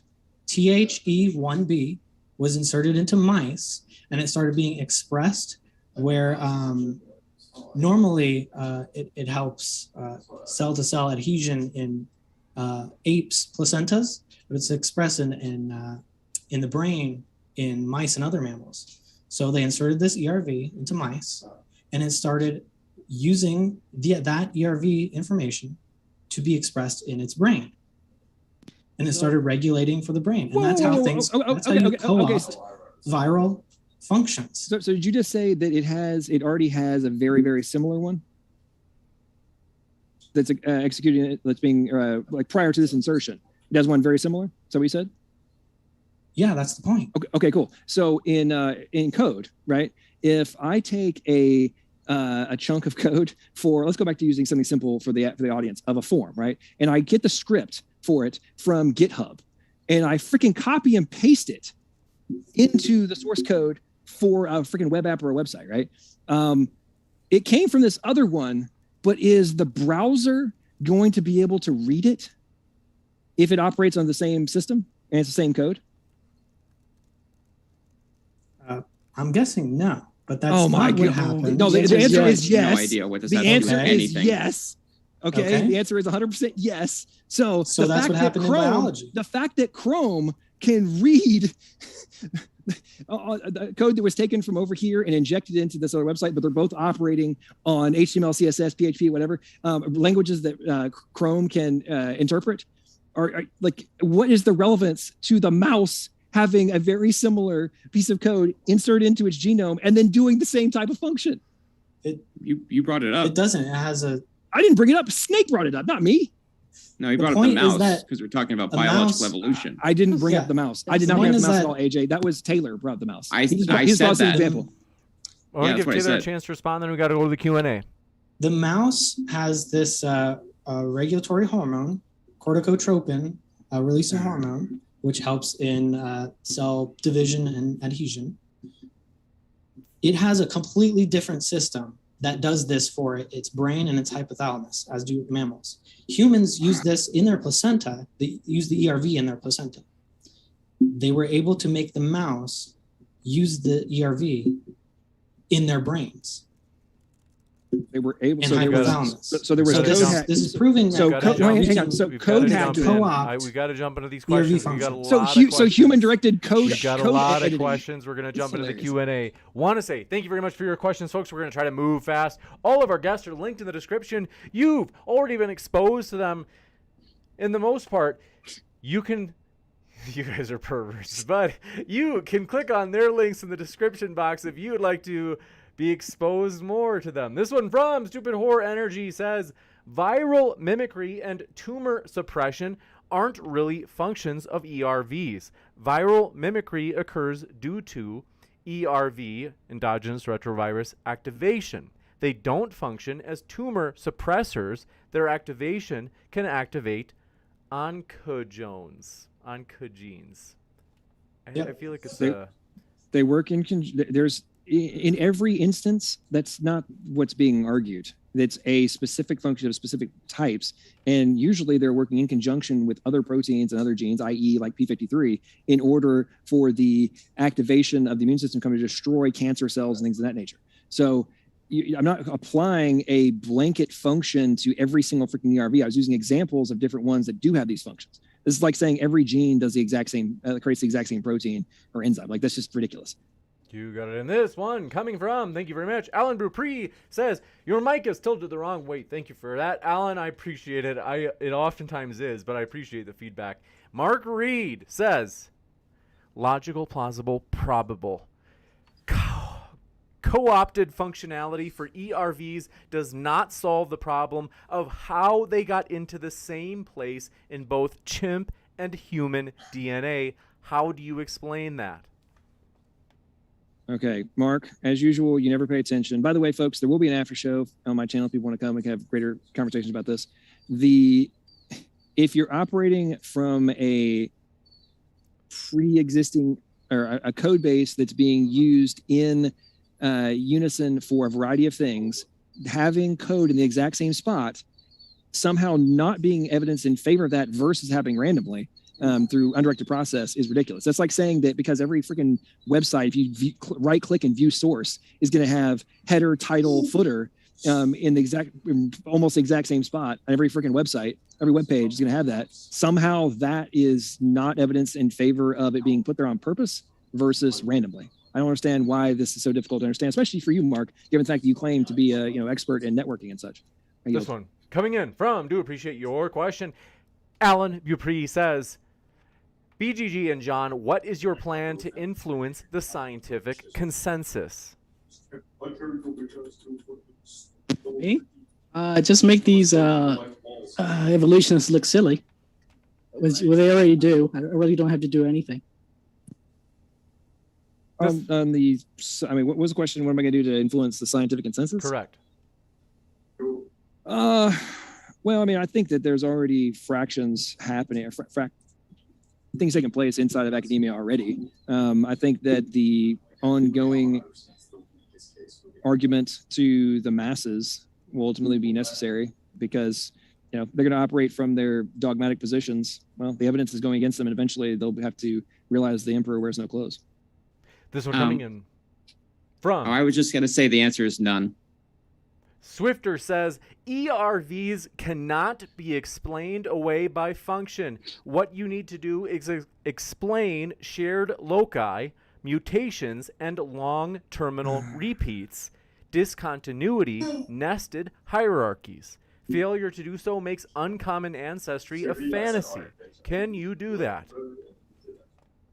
I think we already answered that one. If I could add why it's so important, I want to give you guys the chance to respond first, but okay. Yeah, it's because of how they're inserted. They're inserted as infections, and function does not really depend on necessarily their location. It's based on a false precept. This one coming in from Stupid Horror Energy says, Maddox OR fans genes encoding proteins of unknown function are mostly found in viral and plasmid genomes. Makes sense since they mutate madly. Some encode new families of DNA polymerases and topos. Well, a lot of that is assumption, but the point I was making in relation to all of the orphan genes and the differentiation and more sequencing we're doing, the whole point I was making is there's dramatic differences, and you're claiming that they all just magically happen to form themselves. But wait, isn't it the similarity that's supposed to be the evidence in favor of evolution? But now we're finding all these massive amounts of differentiation. So which one? You can't have it both ways. This one coming in from Bitter Truth says, John/skeptic, why are all living organisms genetically close to each other? Don't you think they have a common ancestor? Okay, so again, the more we study the genomes, the more we're realizing there's dramatic differences that we didn't realize were different because we were ignoring entire portions of the genome in the first place. But in relation to what was the second part of the question? One sec. Is there someone with like a background speaking or like a TV on or something? Because it's just a little bit. I can hear some something. crazy echo. This one from Bitter Truth says, John, why are all living organisms so genetically close to each other? Don't you think they have a common ancestor? Oh, gotcha. Okay, so from a dev standpoint, if you're building multiple apps on like web apps on like Cake PHP, right? And let's say you're using Bootstrap for your CSS, there's going to be dramatic amounts of similarities, but you can have like things that are just massively different from an end functional perspective. However, if you do a code audit and look at all the similarities, you're like, oh my God, look at all the similarities in this code. But then in any other context, somebody's like, oh, well, that just means that this one evolved from the other one. You'd be considered a moron. So in relation to why would there be similarities? Well, if it's all organized, architected, and has architecture from a logic and a functional information perspective, I mean, that would be more indicative that it was created by an intelligent agent, not formed for undirected process. But that's just me. How big a difference is relevant is my question. Yeah, you're not arguing for God at all. The person asked me a question directly, and I have avoided that whole point, the entire debate. So don't sit here and try and now, because I'm answering a question from the audience, that now act like this is just an argument for God. That's not what's going on. Go ahead. Fair enough. This one coming in from John Mathers says, why are all of the deities in every religion invisible? Every single religion. Not part of the debate, but it's because they are. Well, for example, we wouldn't say God exists because then we would say he's an object and we would just anthropomorphize God. So God isn't a thing. So he doesn't exist, but he is true, you could say. There are pantheistic religions that believe that all of nature is representative of God, so that wouldn't be invisible in that example. I mean, from a general revelation perspective, I would argue that kind of sort of in line with what AJ has said, but not quite the same, that the things we're observing in the universe would be evidence in favor of God in relation to, I mean, there's so many other things. This is argued, been argued for millennia in relation to what are the evidences for or against God. Showing a physical presence like on an ongoing basis, I mean, I guess you could do that. And from the Christian perspective, that will happen in the future, but there's a preceding timeline leading up to that. You got it. This one coming in from Mr. Monster. Says, how do you guys dispute radioactive dating, which is empirically checked over and over to be fact? Hasn't been remotely discussed tonight and has zero to do with the debate. This one coming in from Big Bad Mama says, Maddox, why is Standing for Truth's ERV manual, which you accept, not taught in the science curriculum in any university? So I'm pretty sure that what she's referring to was just published like a month ago. So how it would already have made it into academic curriculum, given the fact that those things are like take years to be modified in the traditional sense, I'm not really sure how that question is relevant. In regards to my knowledge of it, I actually haven't, I've read a couple chapters of it, but I have not read the entire thing. I actually haven't watched his, I've been super busy with work. I haven't watched any of his lectures on the topic, so I don't really know what the point of the question is. Yeah, give it some time. It'll make it there. Definitely well formatted. This one from Pineapple Platypotamus says, for both sides, why do women shave their legs? To appeal to expectations of gender roles based on Western society. To appear monotonous, I would think. Because of hygiene. John. This one coming in Should from... men do that? John. All right, this one. Appreciate your question as well. Bitter Truth says, skeptic of evolution. May I know both of your guys' educational background, if you don't mind? For them or us? or everyone? I think they were saying that Well, they these are said the skeptics of evolution. Yeah. I mean, I'm a layman personally. I mean, so I don't really think that's important in these debates, but that's just me. Well, hang on. You don't think it's important? Didn't you guys specifically talk about in your opening statements how if you don't have the education in these topics, that you can't really have a challenge to the conventional paradigm? Yeah, I did. I didn't say that.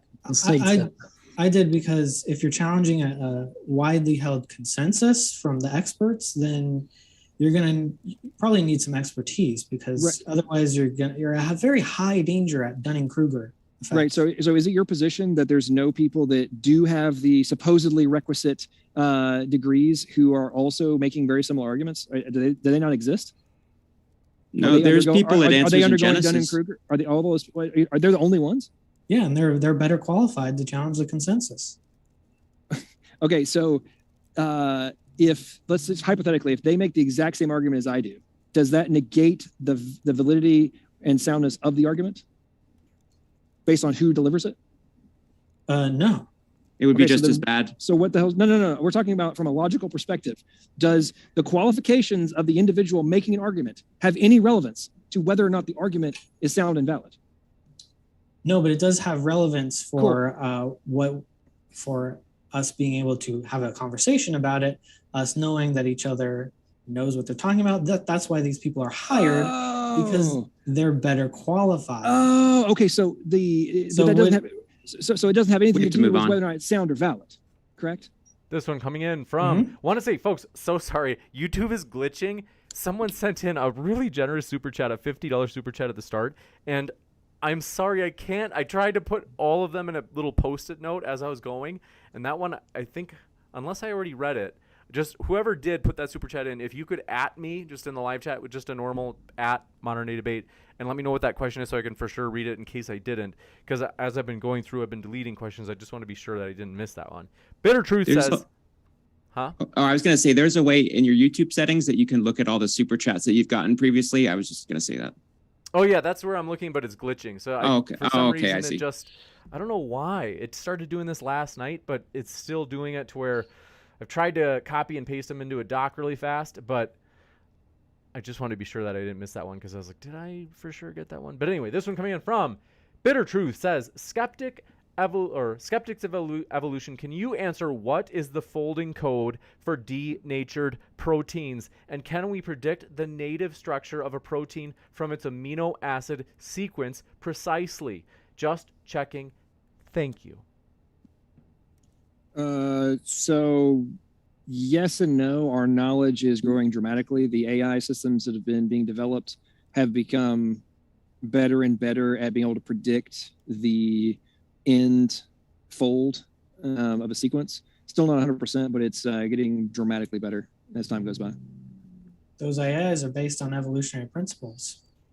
But just a little tidbit. No, it's based on knowledge of what sequences result in which three-dimensional fold. That's pre-programmed information, and it's based on analysis. John Mathers says, thank you very much for your generous super chat. John Mathers says, buy or download a copy of John Day's, quote, Yahweh and the Gods and Goddesses of Canaan, unquote, if you aren't scared of it burning your hands if you are religious. Zealots fear archaeology and linguistics.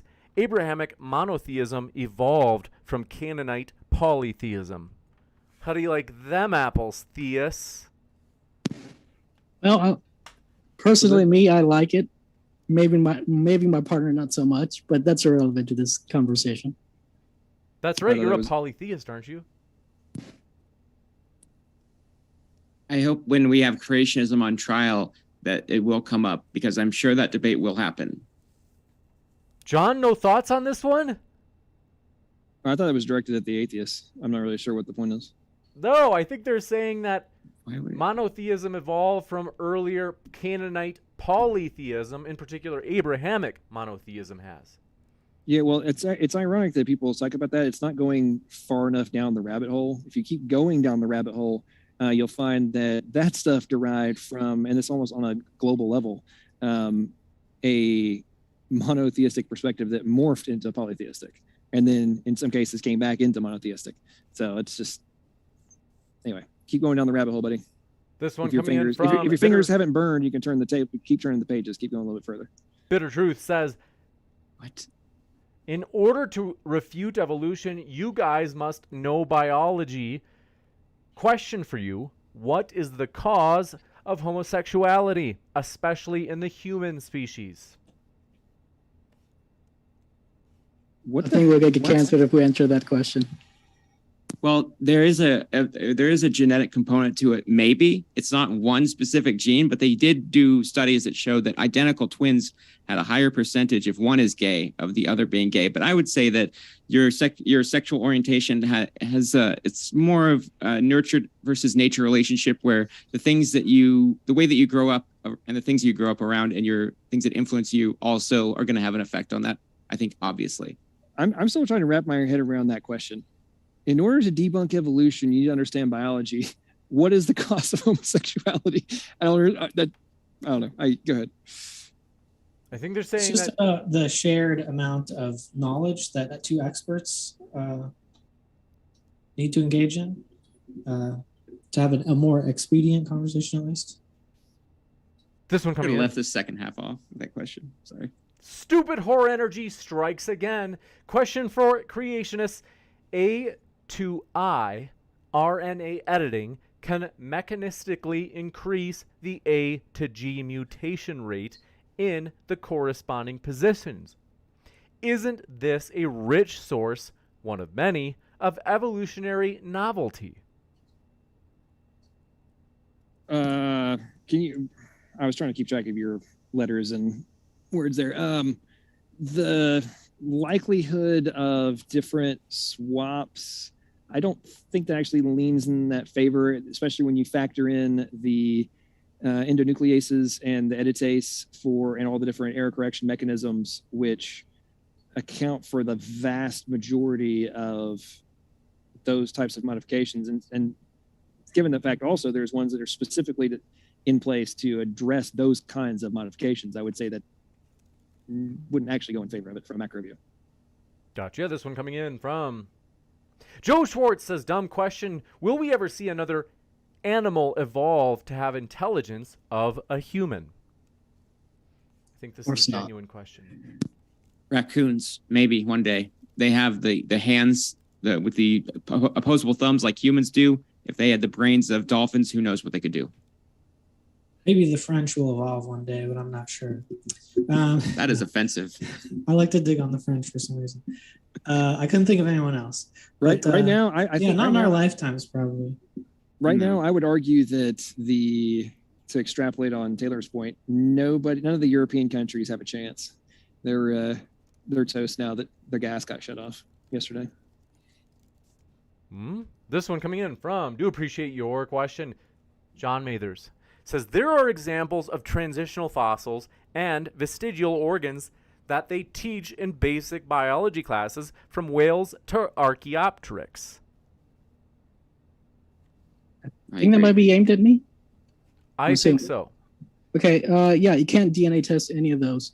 For example, evolutionists will say with 100% accuracy that this, I think, I forget what's the name of the fish ancestor, but they'll say with 100% accuracy that's our ancestor, despite not having any genetic data. But they can't give a single degree of separation between a wolf and a Dalmatian. That's all. You got it. This one coming in from, do appreciate your question. Stupid or energy, says Maddox in BGG. Look like they are leaning on each other. This one from Bitter Truth. Thanks very much. And again, was it Swifter? Was it you that asked that super chat question that I mentioned earlier? The $50 one that like came in really early? Was that you, Swifter? But Bitter Truth says, dramatic similarity, or there's common ancestry due to the shared DNA. Why do you ignore it by saying that God made it? We don't even have Adam and Eve fossils, and there is no single evidence for this. So why this interpretation, John, namely the idea that it's evidence of a common creator or designer? Good Lord. I've addressed this multiple times. Go back, rewind to the portion where I was talking about something like cake PHP and Bootstrap and analyze that whole point, do some Googling to understand the macro view of the point that was being made, and then come back. You got it. And this one coming in from Made by Jim Bob says, Snake/Atheist Jr., if beliefs are expressions of evolution, if theism is a belief that is evolutionarily advantageous, should we all be theists then? I would say no, because the point of evolution is usually to live long enough to reproduce, and being religious has resulted in a whole lot of violence. I would say yes. No, go ahead. Go ahead, Si. Yeah, I would say it depends on the environment. So there are, I don't think it's the theism itself. I think it's more that theism serves as a community bonding mechanism. And yeah, that can be advantageous. There are a lot of delusional type thoughts that can be advantageous for survival, because it's safer to believe that the wind is a tiger than the tiger is the wind, sort of thing. But I think that in more modern times, it's not advantageous. You got it. Depends on the environment. Say yes, because it doesn't really matter the under what flag you fall or religion. It's mostly the zealotry when an ideology becomes toxic. Even atheism can become a communist nightmare. So, but you need a structure. You need some amount of order. You just can't have a pure disorder. That's all. You got it. This one from, do appreciate your question, Alyosha says, the monotheism argument is historically illiterate, too much of difference in the systems. That was from one earlier. The native atheist says, don't know who the other guy is, but Maddox needs to look up, quote, God of the Gaps Fallacy, unquote. You're mute. Are you muted?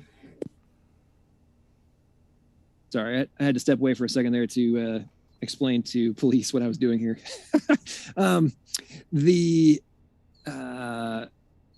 Okay, so God of the Gaps fallacy is based on just what you don't know versus what you do know. Okay, I get so tired of the standard, oh, it's God of the Gaps versus naturalism of the gaps, all these kind of things. Like, okay, there's number one, in regards to this, the trial portion of this debate, I was not going down the rabbit hole of ID or creationism. So atheists, try to pay attention to the debate. And then in regards to you're going down the God of the Gaps fallacy route, the point being made is the contradictions to the naturalistic explanation, not just saying, oh, God must have done it, which is not even really the position that was being taken. This one coming in from, do appreciate your question, Beamsy says,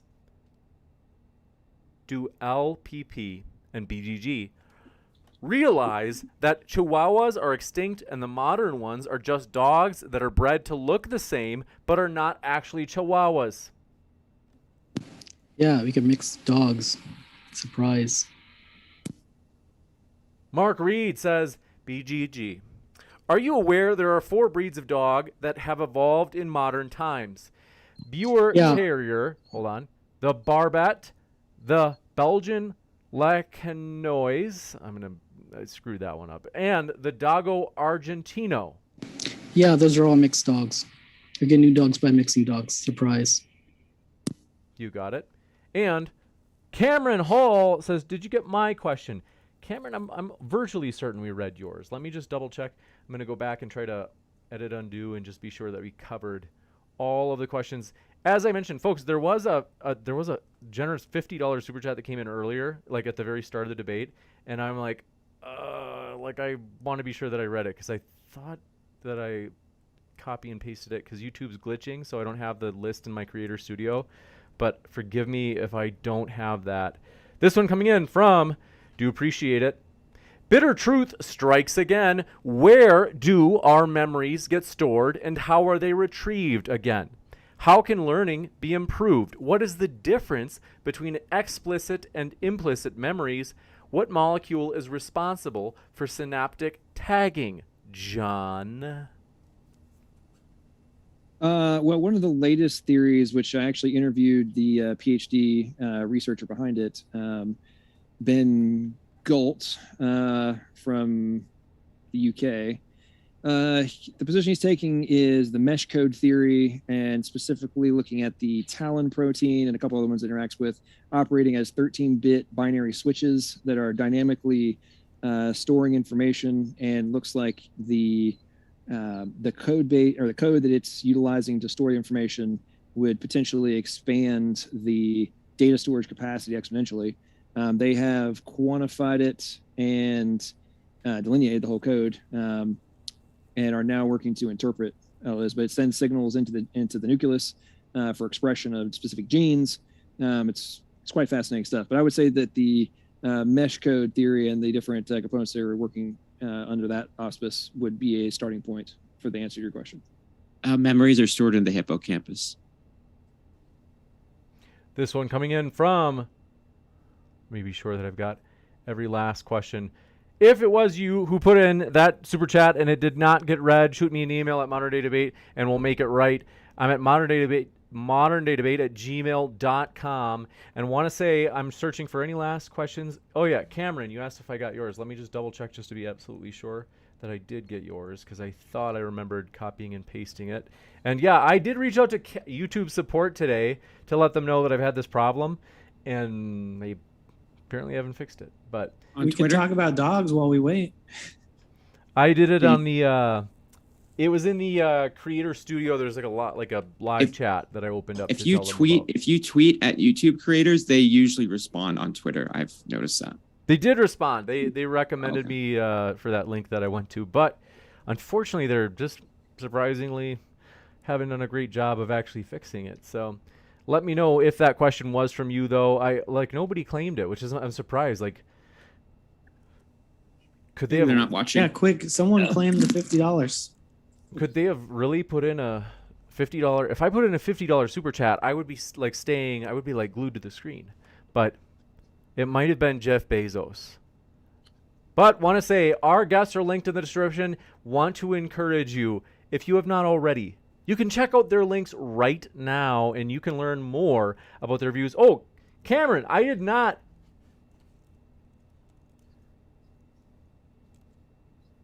Cameron Hall, I did not get your question. If you can at me with it really quick in the live chat, I'll read it. I want to mention, folks, in the meantime, if you are listening via the podcast, our guests are linked in the description as well. So if you were listening there and you're like, oh, okay, who is this person? I'll check out their YouTube channel. This is the first time I heard about Snake or BGG or Maddox or Atheist Jr. You certainly can by clicking on those links right now, whether you be listening via the podcast or via here on YouTube. Not me. Stay away from my channel. I don't want atheist versus creationist debate on my channel. It's up to me sassy. instead. Did we just lose John? Oh my Yeah, god! we did. Did John get He looked arrested? pretty spooked.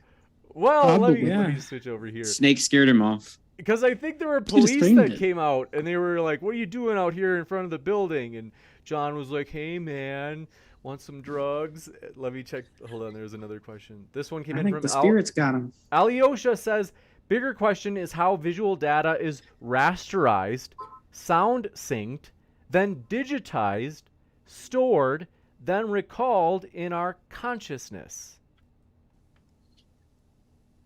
Well, I guess our brains are able to process all that data because our visual cortex has to flip an upside down image that gets from our eyes, and we get data from both our left and right ears. It's slightly different, and the human brain is just an amazing thing, isn't it? No, there is no hard drive that stores what your actions are in the brain. What life is the combination of spirit and body. So your choices are coming from the spirit through the body. It's no different than the radio and the signal. The broadcast is the consciousness. The signal going through the radio is the spirit. You got it. And This one from Cameron Hall says, can the skeptics provide an alternative working model to explain biological diversity of life? I think that was for John and BGG. They're saying, if you're not willing to accept evolution, do you have something that would be better than it? Well, I would say creation. I don't know about LPP, but it's not the topic of this debate. You got it. And Angry Canuck says, hey, can you ask BGG my questions together? You didn't get mine. I sent 2 chats. Angry Canuck, was it, let's see, said, did you have a question? Sorry about that. If you did actually put in that $50 super chat, especially, we've been looking for that one, let me know. Even if it's not the $50 super chat, if I missed it, as YouTube has been glitching tonight, please do shoot it in right now and I'll ask it. Pardon that kind of, I'm curious, is anybody else having that issue with, or any of you guys have got YouTube channels, at least 2 of you do. If you have super chats turned on, do you have it where you're having the issue of where it doesn't show them when you click on the see all button?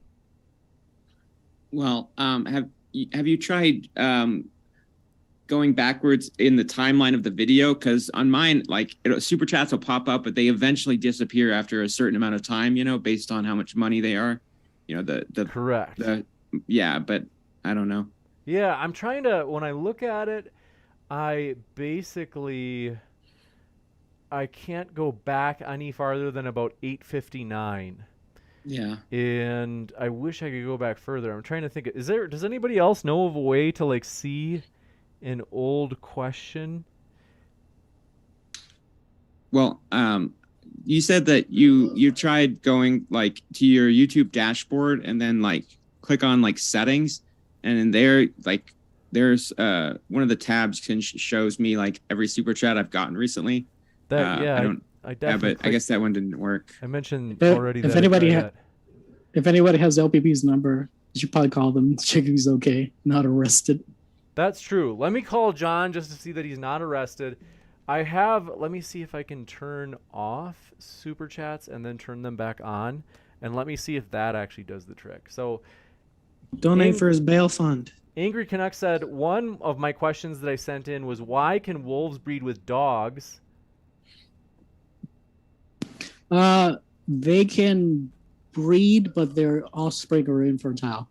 But that's no different than saying, why are the lugs on the car compatible with why are the lugs of 2 sedans compatible? But yeah, there's gonna be some compatibility, but you're not gonna be able to put the entire engine. There's some compatibility, but the compatibility leads to infertility. So they're not really.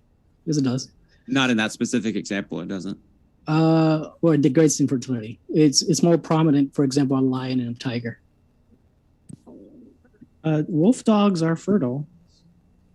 They degrade fertility. For example, a mule is usually infertile.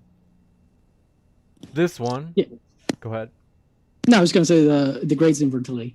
What you can get mutts, general fitness goes down. You can't demonstrate that. So. Yes. This one from also the Angry Canuck, thanks very much, said, if you look at Google, the Dalmatian comes from bloodhounds. I think they're saying that it's not. Well, thank you for that. Thank you. It doesn't.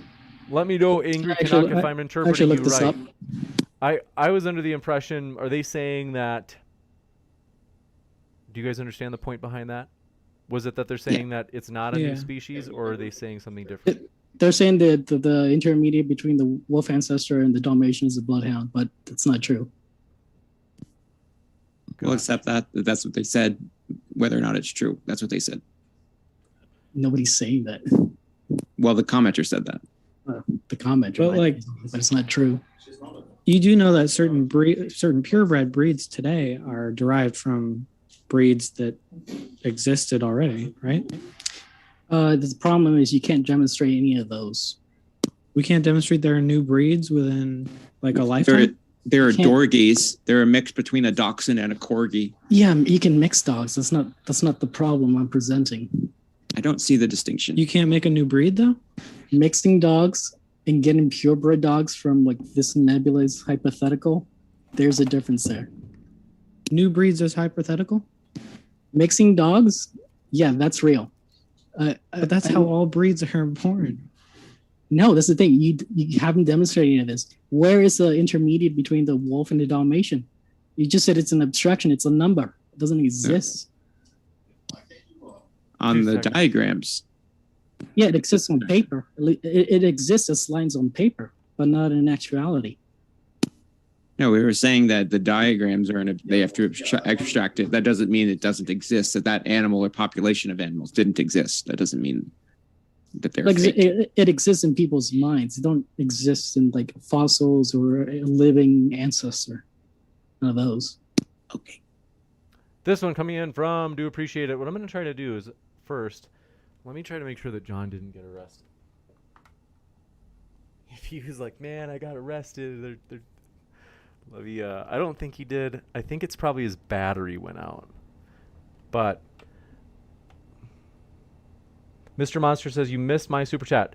Mr. Monster, I know I for sure read one of yours, but if I didn't read, let me check and see if I can pull up if there's any that I missed. Sorry, folks. It's the YouTube thing that's making it really difficult right now. Yeah, so I'm seeing that Dalmatians came from spotted Great Danes. Is that? Yeah, that's been debunked. I can present you the source for that if you want. So, but what's the problem conceptually that certain dogs come from other breeds? I think the problem is just conception. It's just abstraction. That's the problem. So where did they come from? They were created according to me, but that's not the point of this debate, is it? So poodles were created by gods? My position, but not part of this debate, is it? We can debate that. We're That's just an curious interesting to topic. ask. So It's hard. It's hard for us to know without knowing what your position is. It's hard for us to really argue back and forth. Oh, I would say whether I believe in God is kind of irrelevant to this debate. You know what? I want to debate that topic.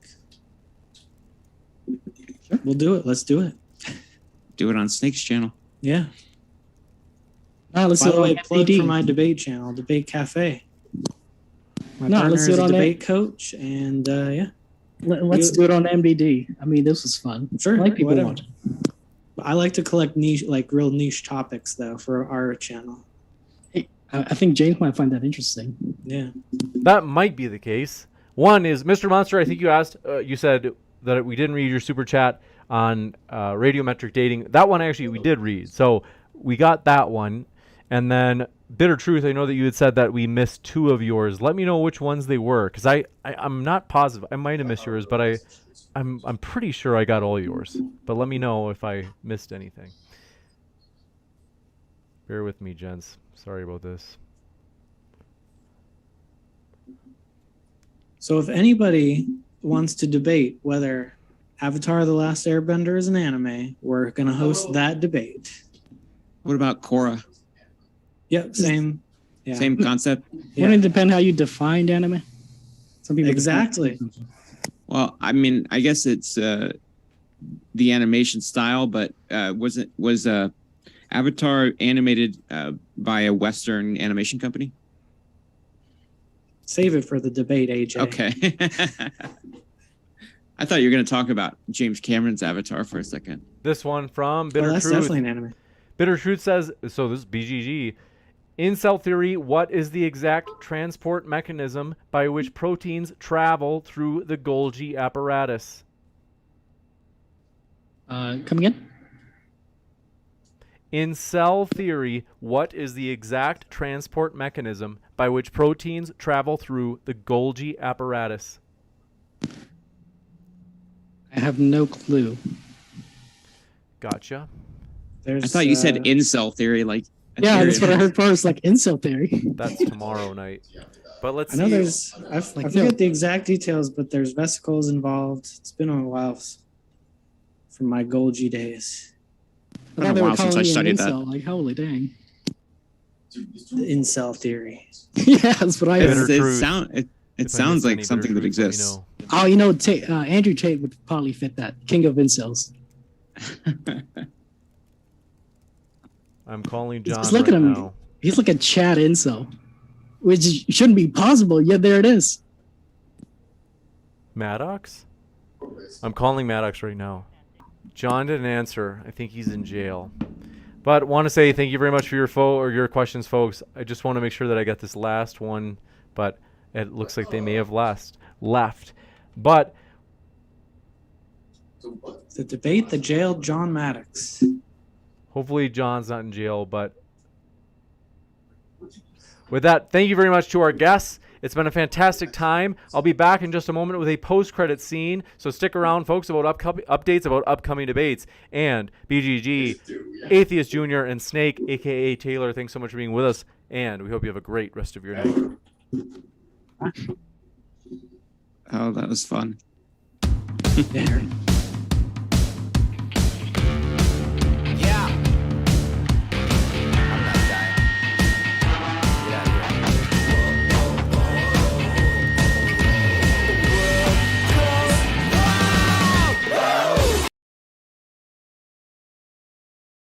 Ladies and gentlemen, thrilled to have you here. Thank you so much for being with us tonight. Kiwi in Springfield. I see you there in the old live chat, you pervert, as well as Jake Green. Thanks for coming by. Says you're going to bail him out. You know, you could sit for a little bit. It'll be good for him. Keglanek, thanks for coming by. Mike, glad you're here. Jungle Jargon, good to see you. Jason Statham, happy to have you back. Jake Green, thanks for dropping in, as well as Anton the Wall. Thanks for coming by. And Bitter Truth, did I get the last one? Let me see here. My pleasure, Bitter Truth. Thanks for your patience on that. Sorry, folks. Again, if you're the person who I'm like, oh man, wait, you know what? Let me check the super chat, see if it works now. If I enable it and then I try to open it, still doesn't load. That's crazy. I'm gonna destroy YouTube. But want to say thank you guys for your support. Jake Green, thanks for coming by, as well as Sunflower. Thanks for your channel membership support.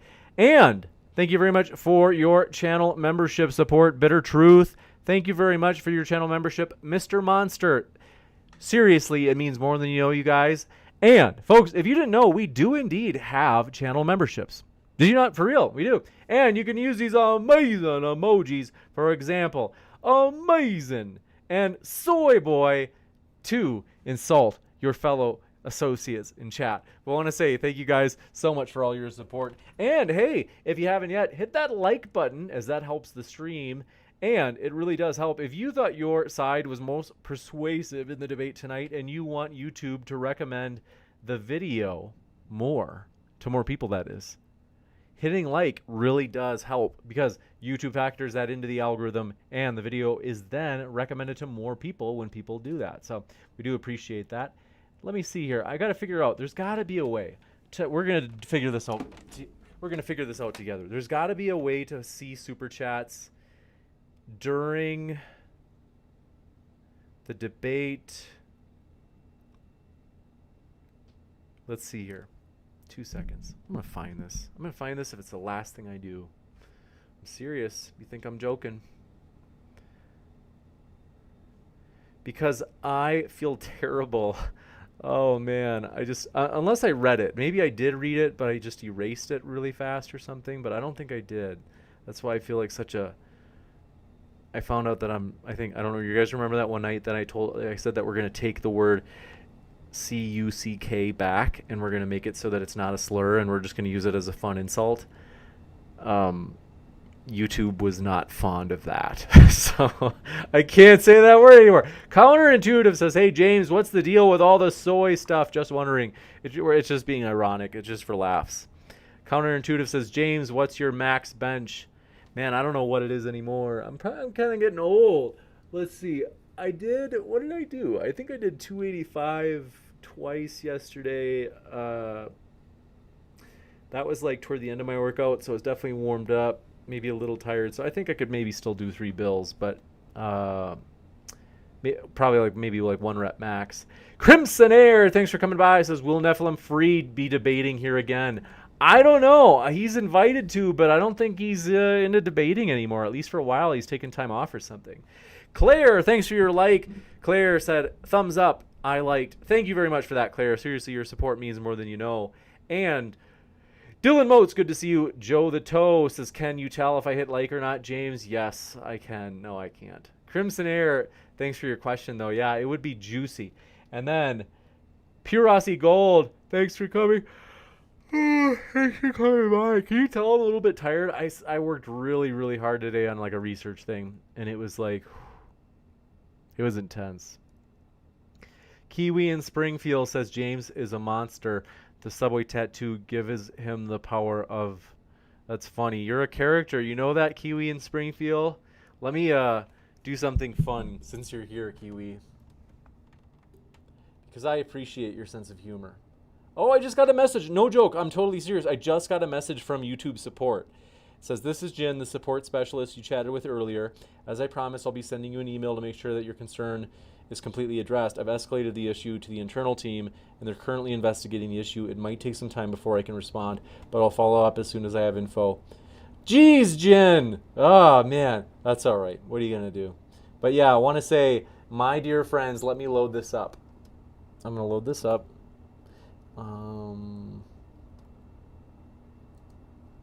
No, it doesn't have an H in it.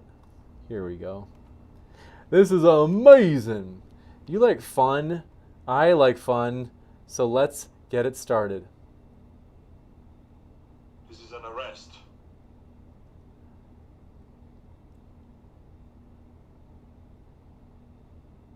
I have to go to the bathroom. I said, be right back. Don't bullshit me. My dear friends, nobody listens to more Arnold soundboard pranks than me. All day, every day. Amazing. Joe the Toast says, James asked Native Atheist if he's afraid of MBJB debatably. And DJ Dissolve, good to see you. Dylan Moats, glad you were here. Stupid whore energy, amazing. Robert Summers, thanks for coming by. We are glad that you were with us. It's driving me crazy. I feel terrible because someone sent in the super chat, and then I'm like pooped. I didn't do a good job of putting it in the list right away, which I'm surprised because I feel like I remember copy and pasting it in here. Did I get it?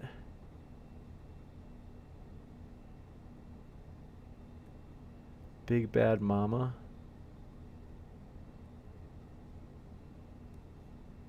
Let me see here.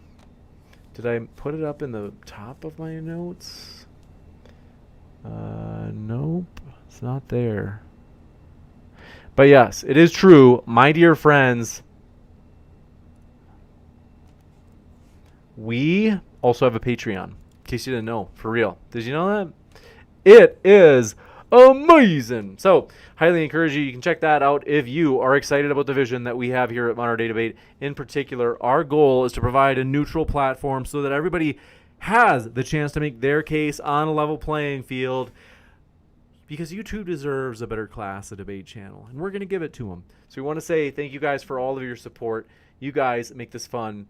And Bubblegum Gun, thanks for your super chat, says, shout out to Pure Aussie Gold and James Wolfe. And thanks for your support, Poker Man. Appreciate it. Seriously, it means a lot, man. Especially when I'm tired today and I felt like I screwed up. Counterintuitive, thanks for coming by. Says, hey James, how long do you think it'll be before you're able to hit 315 pounds?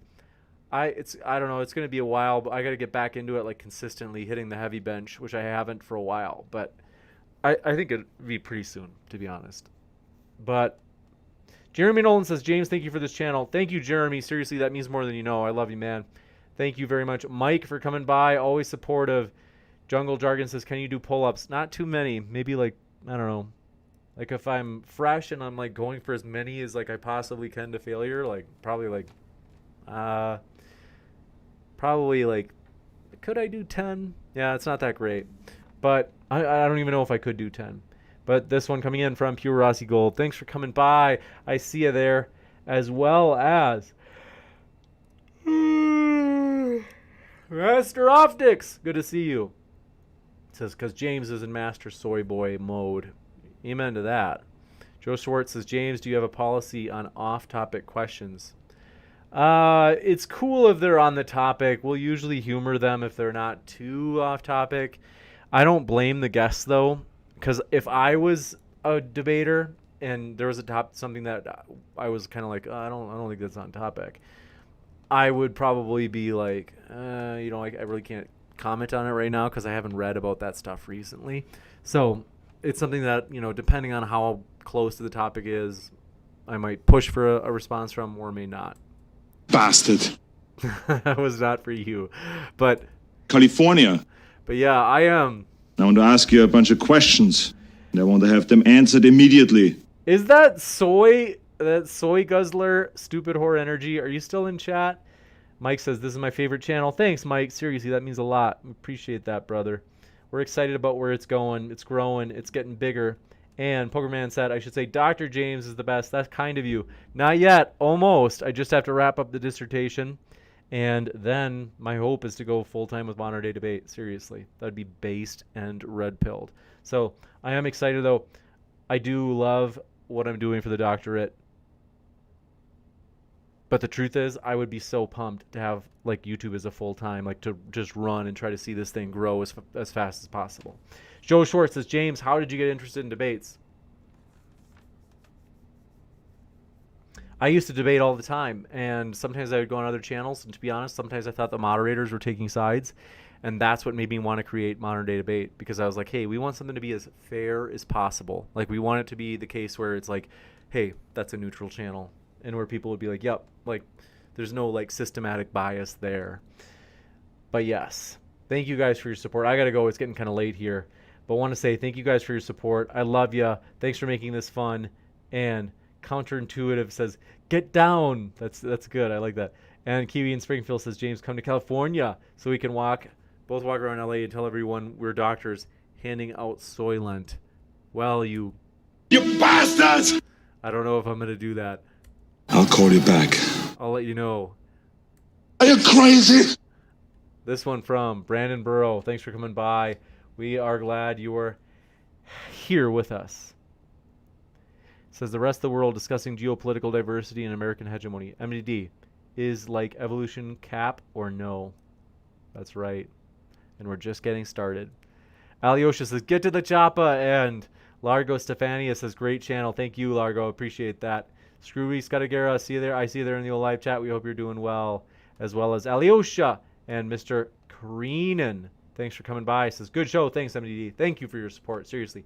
I love you guys. I hope you have a great rest of your night. And I'm excited to see you tomorrow, as we will have a debate tomorrow. We have a panel going. It's going to be a good one. And we look forward to seeing you. Cookies?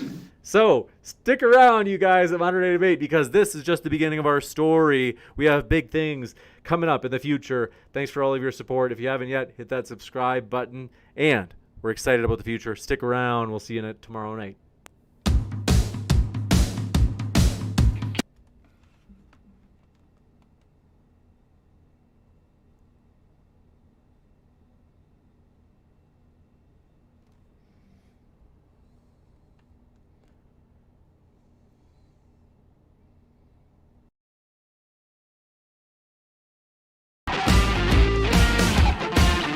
One of us is in deep trouble.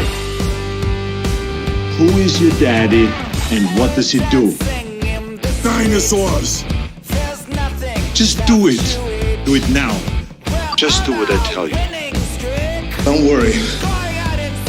Who told you you can eat my cookies? Game over. Go and kiss your mothers behind. Hasta la vista, baby.